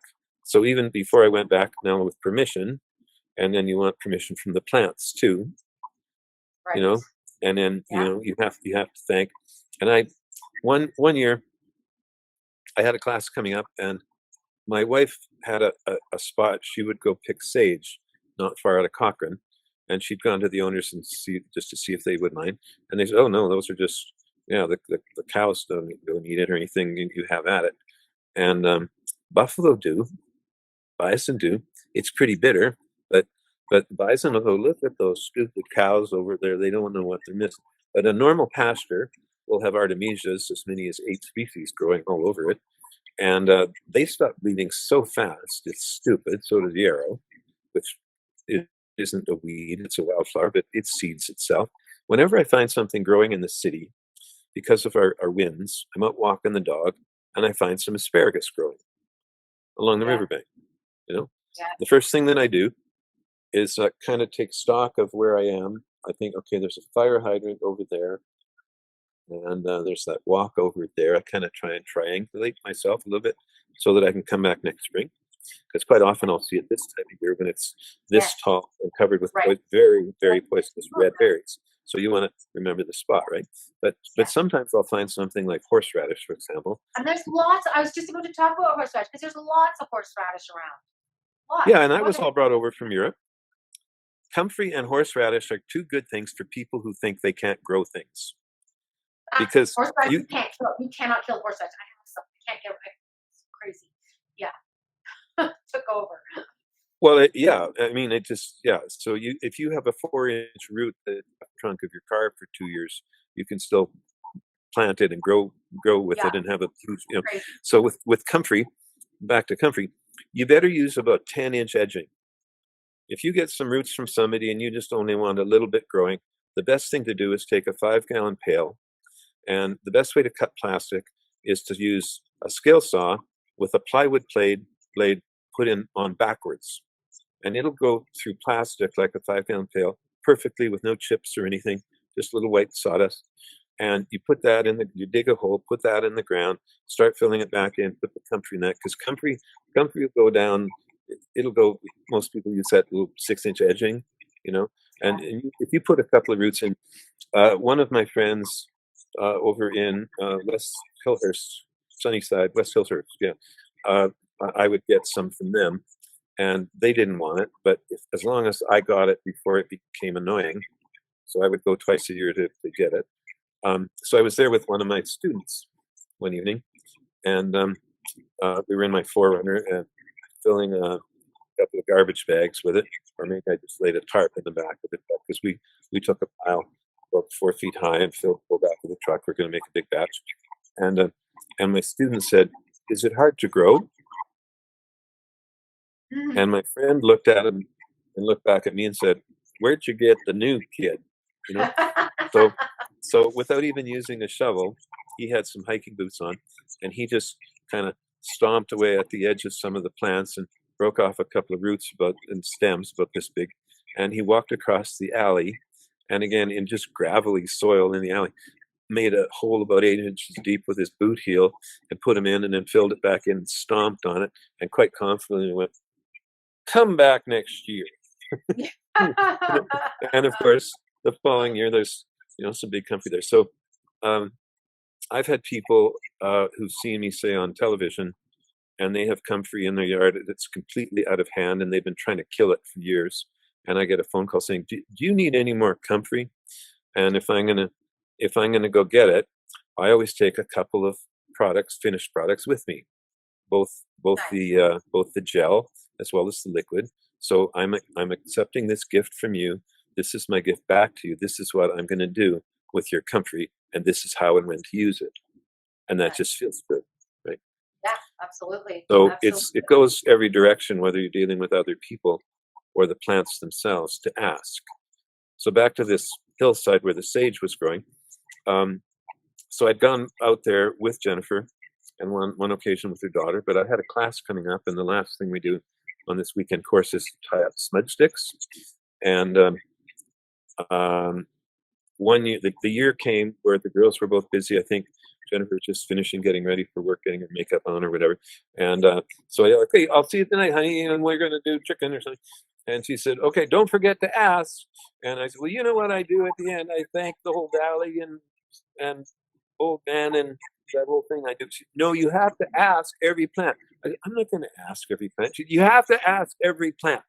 So I got out there, and sometimes at moments like that, I kind of drop into I had a lot of Cree friends growing up, and I kind of drop into this Cree clone, and I'm looking at this big hillside covered with Artemisia frigida, and I'm kind of,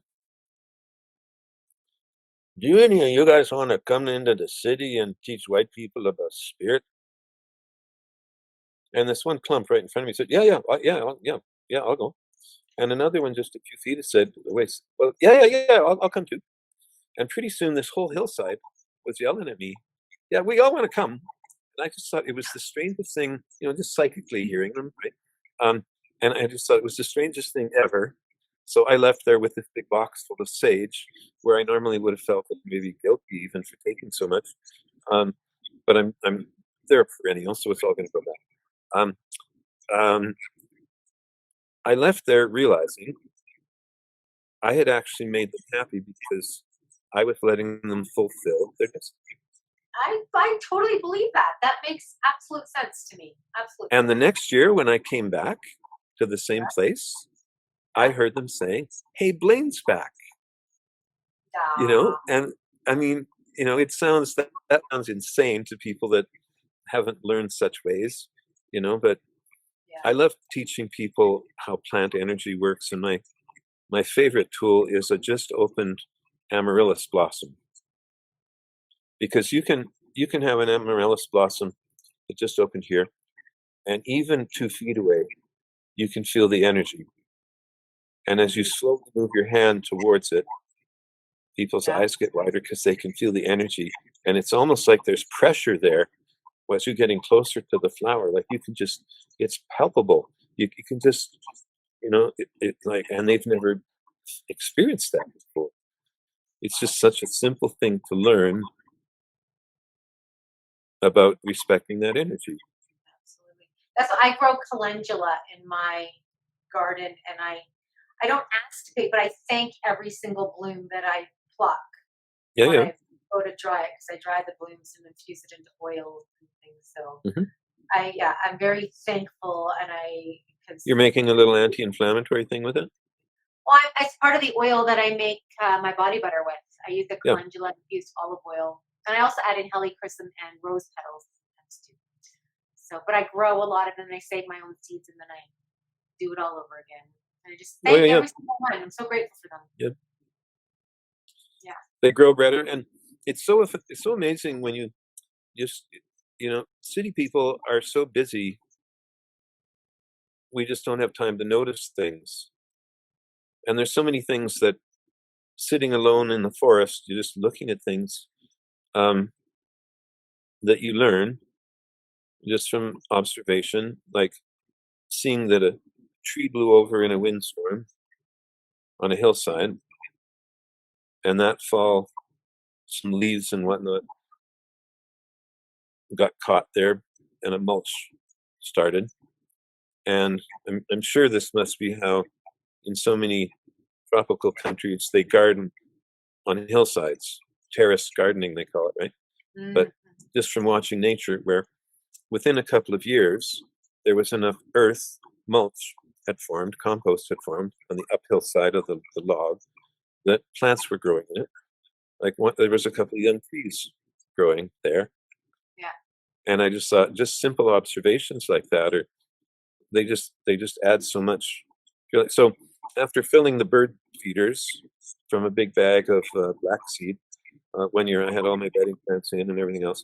I went around with a handful or so of sunflower seeds, and I put some in little window boxes, and I put some in um, bigger pots, and then I put some in the ground. Now, the ones that were in the little window boxes that lived on top of the deck railing, Yeah. they only grew about this high and had flowers about the size of a daisy. Right.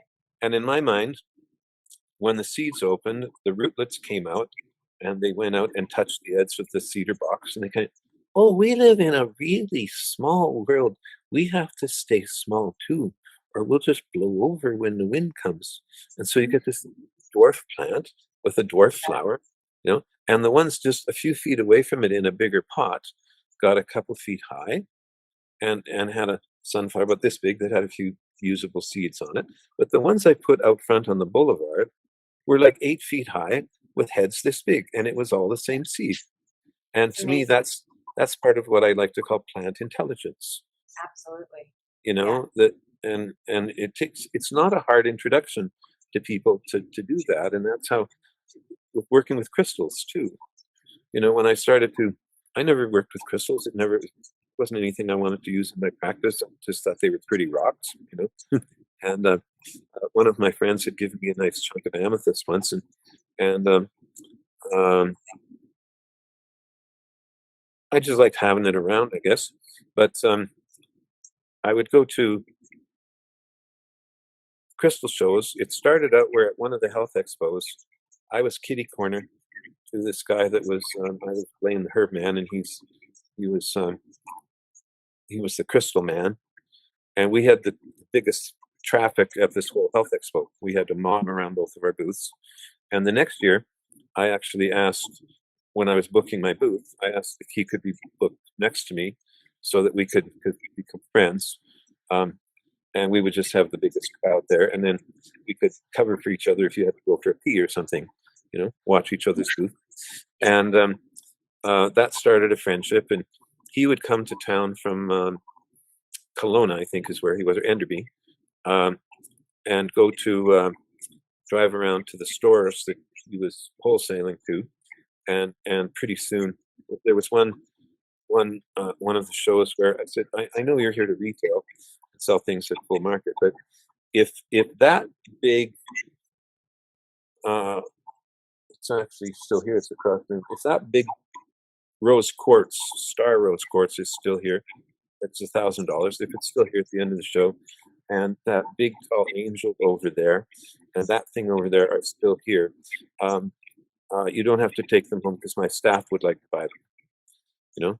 And so he agreed that as a wholesale, one wholesale too, that he would wholesale to me. So after that, he started coming. I was on his list, and this van would pull up at the back of my garage, double two-car garage. So he'd sort of approach the garage doors, and it was often in the evening, have lights out there. Neighbors probably thought we were drug dealing. It was a van with BC plates. Yeah. And I just got more and more into it, and realizing how much. Well, anyway, the point of the story is that after time, I'm fully confident still that if you took me to a crystal show and blindfolded me, but just took my arm so I didn't trip over anybody, and I walked around feeling all of the shows, all of the crystals, in a huge room, and then took the blindfold off, I would probably be about 80% of the same crystals that I would have bought if I wasn't blindfolded. Mm. Like if there's a box this big of some crystal, I scan them. You want to come in, don't you? You can feel the energy there, and it's Yeah. people just don't. You just have to start working with it. Yeah. Yeah. So And now we're in this energy quagmire right now, right? Where everybody's got their cell phones and their computers and there's no quiet. It's so noisy, electrochemical, like the EMFs and everything. And so that's why it's really important to get out there to just be and in the that's why, and it helps to walk barefoot more often and hug trees. And as far as I'm concerned, if you hug a little shrub, It's a bit like hugging a child. Hmm. And if you hug a tree about this big, it's got something to share. But when you hug a 300-year-old oak, Right. that's grandma, you Right. know. And it's been the studies, the science is all there. There's people that don't want to believe in aliens, for example. There's so much evidence of things, and we've got raw science now on it's a two-way exchange. If you're just peeking and freaking sort of a day, and you go hug a tree, I think it makes their day because it tickles. You know, they they appreciate that, right? But but other times you're really peeking and freaking, and you hold in what's more in the ground than an elder tree, Right. and Yeah. all of that energy that you have. So it's now been documented that the trees produce pheromones that change when they get hugs. Mm. It's been documented. We've got pure science on things like that now. That I don't mean putting spikes in them so loggers get hurt, but I'm proud to say I hug trees, and Yeah. you know, Yeah. Absolutely. I always, I'm waiting to hear any direct anything. Have talked to the trees. I'm not hearing the voices like you or the messaging, but one day gotta be open. So, okay, yeah, Blaine, we're on our time, but one last tip. One last tip you want to leave people with to you had a bring list of 20 things we were practical going to cover. herbology. Well, we kind of hit a lot of different things, and it kind of came around a lot of ways. But I mean, that's the thing. There's so many things to talk about. What do you do? How do you do this in a Yeah, yeah, yeah, nutshell? You can't yeah. really. But it's just an idea, like that practicality of it. Like I actually teach a class called Building Your Home Apothecary, where it's not just stuff that I make, but it's things that I have on hand. So like having the cayenne pepper on hand for that situation is brilliant and so important. So that's the Mhm. thing. People, so that they're not at the mercy of the knowledge or the practitioner or the time of day or whatever. So, what's one other tip that you would recommend for people to bring that plant medicine into their homes that could be very practical and useful and Just accessible? something you should always have around. I Yeah, mean, arnica, arnica. Yeah, okay. and And I what I form? well, I prefer to work with full strength, uh, Okay, like full strength tincture. I thought I'm you not got dismissing. I'm not dismissing homeopathics. They okay. work. Uh, they're working on energy fields. They're working on full strength. Arnica is working. Um, it's pharmaceutical, really. Where homeopathic arnica is working on a different level. It's working on. We were born with the innate ability to heal ourselves and keep ourselves well, and we get lost sometimes. And Yeah. homeopathic remedies kind of guide us back to. Some of them stimulate, like your pineal gland, for example, Mm, can produce something pretty close to crystal meth in terms of dopamine, increasing your dopamine levels. Go figure. mhm. So most of the creams and things you find in the health food store are homeopathic, but they still work. I prefer using full strength tincture. And so for a while there, if I hit my thumb with a hammer, I'd think, well, on coffee break when I get off the ladder, I'll find the arnica and put some on.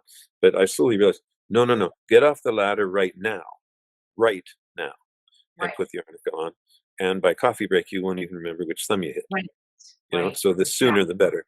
I had this Right. one. Here's this really cute story, sort of silly, but one of my there was a period where I was teaching Herb one in this room, and Terry was teaching Herb two in the room right next to us, and we were just about to start the evening, and this really cute little blonde gal came running up the aisle, hiking her dress up, like panties showing and all, hiking her dress up as she was running up. I said, Blaine, Blaine, Blaine, Blaine, Blaine, I have to show you this. And my students were looking at each other like, it's Blaine's birthday or something, and they, Right. like, what's going on here? And but she had she had lost control snowboarding, I think, and slammed right into a tree, one knee. And good little student, she had in her fanny pack a little vial of full strength uh, arnica tincture that she got for me. And what she wanted me to see was that she had done her knee, and you could almost see like brush strokes where she'd applied it. And every place where she'd applied it was just normal looking. And where she hadn't applied it, it was up high. It was almost purple, approaching black. And then all the way down to her ankles, it was more like black and blue, and then just blue. Her whole leg was bruised. And that's when it occurred to me that, and we just looking at each other said, well, you should have done your whole leg. But it was really cool that everybody in that class got to witness, that it just looked like brushstrokes, you know, Wow. and that's Yeah. something they don't have in an EMS vehicle. So Right. my first wife was going in for some jaw surgery. She had what's that called, TMJ, and they'd known since she was a little girl, and they kept putting it off. And they finally kind of realized that half of this is covered by provincial healthcare right now, but who knows what's going to go on there. So let's just finally get this dealt with. And so she had an oral surgeon who wants to surge because that's what he went to school for, and an orthodontist who wants to daunt because that's what he went to school for. So we found a surgeon and a dentist who could surge together. And, make some money out of it. And the interesting thing was that when I took her out, she was warned there was going to be substantial bruising. And when I took her out for her first post-op visits, she was still a bit heady on drugs she was on and stuff. When we went to the orthodontist's office, it was a very large room, very large clinic, I should say, with a large staff. And the staff was all running around her like flies on crab, looking at her from every angle, because it was only 10 days later and there was absolutely no bruising. None. Because she had used arnica. I had a few oils added, but an arnica-based, arnica fused oil filled with a bunch of other things, and she used it topically. That's it. And the orthodontist came over and took a really slow look at her and looked in her mouth and said, "Aroma what?" And I said, "Well, actually, this isn't aromatherapy, doc. This is just herbalism, because it's got nothing to do with smell. For this application, we could have cut your nose off and wrapped duct tape around your head." Like, a lot of what I use, I don't even like the word aromatherapy. It sounds so flaky, especially in Southern Alberta. Like, we're the redneck capital of the world, And and when I go teach, and I've been as far away as San Francisco, and sometimes it's fun to go up in front of an international audience and say, "Hi, yeah, I'm Blaine Andrusek. I'm here from Calgary, Alberta, Canada, and I work in the oil business." And if a lot of people know Calgary for the oil business, but I pull out a little vial, and I said, "Those other guys work with drums, and I work with these little vials," and so it's good for that. Anyway, so he said, "And I hear you teach courses in this. Would it make sense to send one of my best staff members to your next course?" And I said, "Absolutely, sir. And you can incorporate this into your work," because he could see that we had accomplished something. He had literally said, "I've been doing what I do for 28 years, and I've never seen this before. You're doing something I don't know about. I want to learn." Nice. That's the dentist. The oral surgeon, and the door was kind of half open. I could see into the room where he was looking at her, and again, inside, outside, round and around, and he kept looking at his watch to check the date back at the files. For a minute, he thought he was the wrong patient. And he looked at the files again, and then looked at his watch and looked at her some more, and he came out. He was one of these guys that if either her or I even started to talk about herbs, he would just leave the room. He just didn't want us to waste his time. He would leave the room, right? So he looked at the results and came back to both of us standing there ready to leave and said, "Well, you're still going to get a lot of bruising, probably tomorrow." Like this is 10 days post-op. Like he refused to accept that we had a way of doing something that he didn't know about. Right. So we had the one guy, they're both standard practice practitioners, right? And the one guy was thrown to death, and the other guy was just, in my mind, an idiot, right? So, Yeah, just closed. He just knew everything already. He didn't want to learn. yeah. So, like I always like to say when I'm in front of a talk somewhere, no matter how big it is, could be 20 people, could be 400 people. I just want to make something perfectly clear.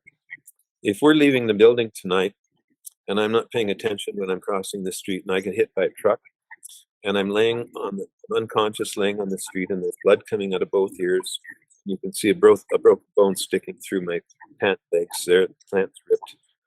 Please don't call a herbalist. And everybody kind of giggled.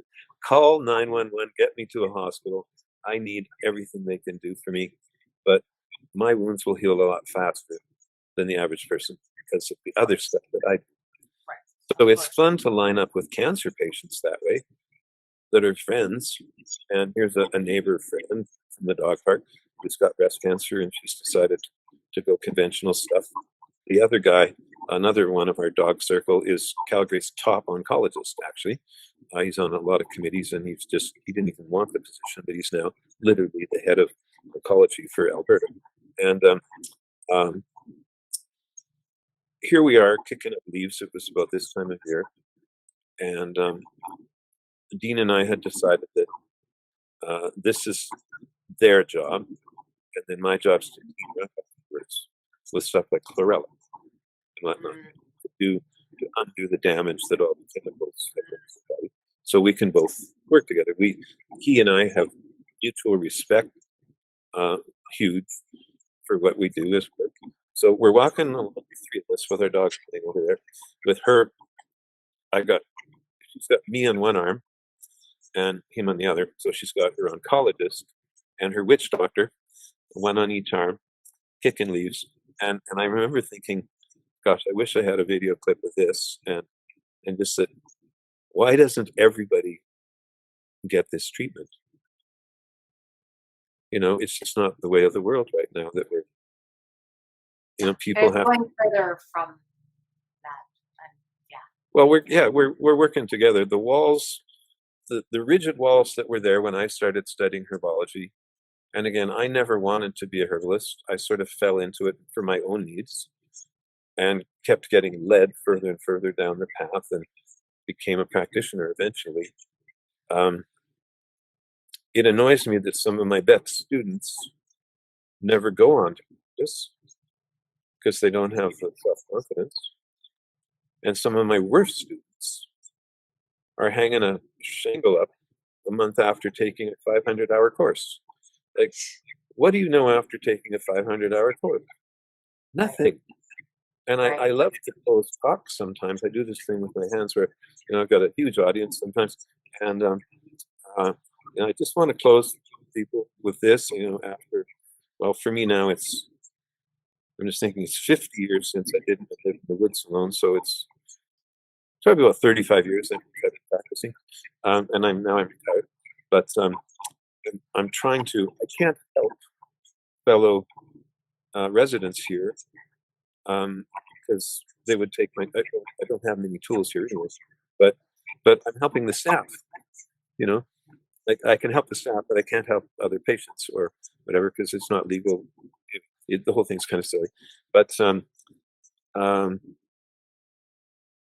one of the aides scalded herself badly last week. She'd slipped or something with wet kettle, and she really badly scalded her whole forearm. And I told her later, I'm proud of you for the first thing you did was head for the sink and put nice cold water on it. Crushed ice would have been even better, but bad that you made it to the sink immediately. And I'm just going to run to my room to get something for you. And I happen to have a little jar of my burn gel, which is just organic aloe vera with some lavender and German chamomile added. And after apply it, I held the jar and she used her fingers to rub it all over her arm. And her eyes just kind of, she's like, whoa, like it was so burning. And the pain, she was just quite wide-eyed. And I said, well, no, come back at the end of your shift and do another round. Or I said, no, maybe just take it home because you're going to need it again. Just use this for the rest of the weekend. And if there's any left, bring it back to me next week, which just happened yesterday. And she was going to go to the doctor. And I said, why? Why would you go now? It's not going to blister. The pain level's down to almost nothing, right?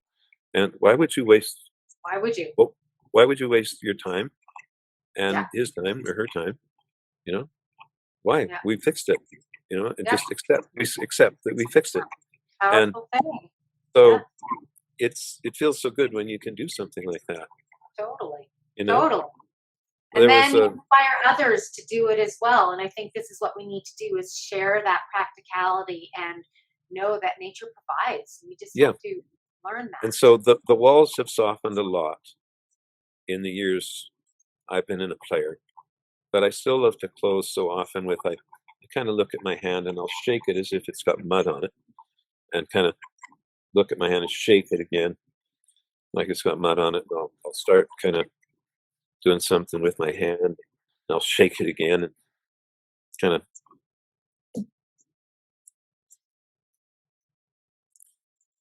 Thank you for coming tonight, everybody. But after all these years, that's about how much I know,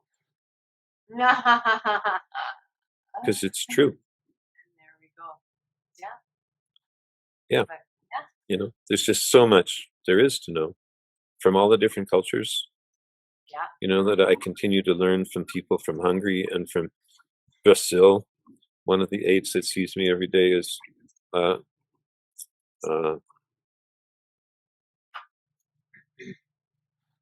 I forget what I got a nickname for her where I just call her. No, Colombia. She's from Colombia. I said, "Oh, here comes Miss." Oh, she corrected me, not Miss, Mrs. She thought I was hitting on her. So here comes Mrs. Colombia, and she's gotten some puppies from some of my houseplants here, and it's just so fun to share. Yeah. And that's the thing. And that's what we got to keep on doing. We got to keep the lines open. Got to keep the lines open, share. And that's the thing. The more we learn, the more we realize there's so much more to learn. So with that, thank you. Yes.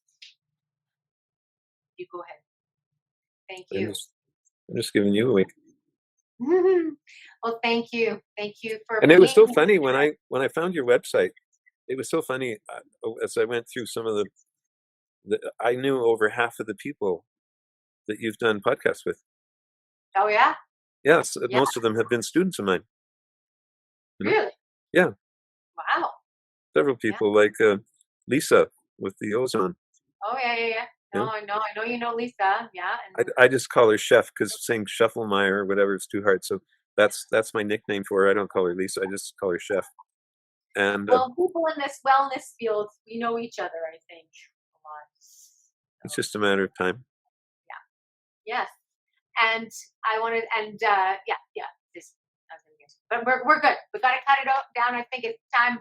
I got to get running now. So I just want to say thank you. Hold the line for 1 sec, but everyone, thank you. If you like this interview, then please share. Blaine's got so much to share, and maybe we'll have him back sometime. Blaine, do you have any books? Did you write? Do you have books? Well, oddly enough, I started writing a book a long time ago, and it ended up on the shelf about my trip living alone in the wilderness. Oh. Right. Okay. And that's officially 50 years ago. And I started writing it. A lot of it was written because pens don't work when it's 25 below. A lot of it was written on typewriter paper with pencils, and it was starting to fade. So some years ago, I started typing it out. It's before I ever had a computer, and just got into it a bit. And again, it got set on the shelf. And I finally, just in this last, well, over the last 2 years, I guess, I've been out of what used to be my life. At Christmas this year, it's going to be 3 years. I had my whole episode. I had a severe seizure, which triggered a stroke. Oh, wow. And if a neighbor hadn't, in my neighborhood, a lot of us, especially fellow dog owners, just a lot of us share keys a lot. And so when you're going out of town, somebody can feed your cat or water the tomatoes or water, just things like that. So one of those women stopped by just to see how I was doing that day, and found me unconscious, couldn't wake me, and I was trembling a bit. So she called 911. And apparently it was already gray by the time I got to the hospital. Mm, And if she hadn't dropped in right around that time, I'd be dead.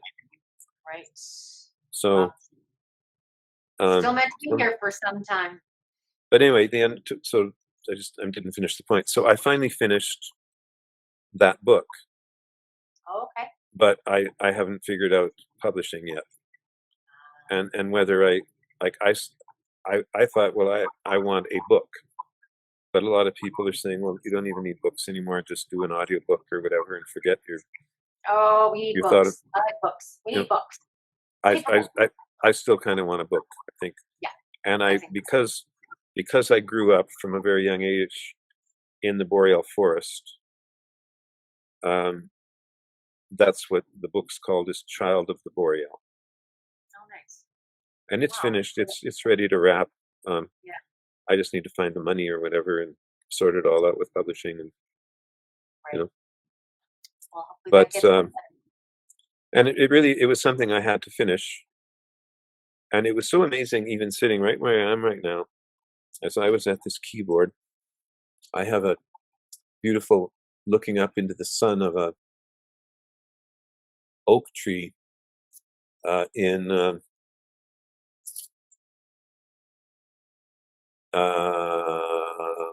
big park in Ontario. Starts with an A. Algonquin. Thank you, Algonquin Park. I was there with my wife and her family and took a couple of shots. And um, I think did I have a different TV then? Anyway, I'd be sitting here. Oh yeah, and the TV was up. TV was on this side, and the speakers are on the back. Right? And TV's behind me now, somewhere over there. Yeah. Yeah. But the sound was bouncing off the back of the TV, and at times when I was working, because all day I leave the TV on this 434 is the nature channel, and sometimes it turns to walruses mating or something, and it's just annoying sounding. But I leave it on. I just go to sleep with it on because I just like people come to the door wondering if I have birds here because of the chirping that comes out of the room and some of the smells, and they stick their heads in the door. But I'd be sitting here working, thinking I was in the forest because there's this huge. It's about a more than 4 foot square print Right. of this tree, and it just felt like I was in the forest again. And I was getting memories. I was tasting things. I was smelling things, and at times I was even feeling the texture of bark as I worked on that book. It just brought back so many memories, you know. Wow. So that book was something very special for me to finish, and I've shared it with a few friends, just get for feedback, because uh, I can just email you the file. You know? Right. I did it in Google Docs. Somebody suggested something else first, which was kind of a mess. So I worked in Docs because apparently you can publish straight out of Docs. I guess it's easy. I don't know, something like that. So I've got it. It's in this machine. It's Google Docs, and I've shared it with a few people. But Nice. there's some good stories there, like getting between a bear and her cubs, Yeah, and that would and be. you know, That'd be great. and at I was walking along very early in the morning. It was one of those just happy to be alive mornings. I'm in my loincloth. Okay, got 1 minute left, just so I don't rush you, but I gotta go. So 1 minute, Okay. and then we can quickly finish Okay, that story. so if I didn't look forward just when I did, I would have tripped over a bear's ass. And the bear was busy chewing up some shrubs, roots, and two cubs that were behind me came running up. Who's this guy, Mom? Can we keep him? Can we play or whatever? And I got to Oh, witness at 5 feet or less a bear's head turn around, nice clear white sclera, and watch the blood vessels explode in wow. her eyes, like it's instant kaboom. So that's when I would have been like a cartoon with the little circles coming off my feet, Yeah. you know. And Wow. I'm not going to tell you what else happened because I'm still here. That's all you need to know because we're out of time. All right. Okay. Anyway, someday I'll have that book to sell. Yeah. Okay. Awesome. Looking forward to it. Thank you. Okay, guys. Well, there we go. Wisdom from Blaine. Have yourselves a great day and tune in. Have yourselves a great day and tune in next Thank time. you all. Thank you. Bye.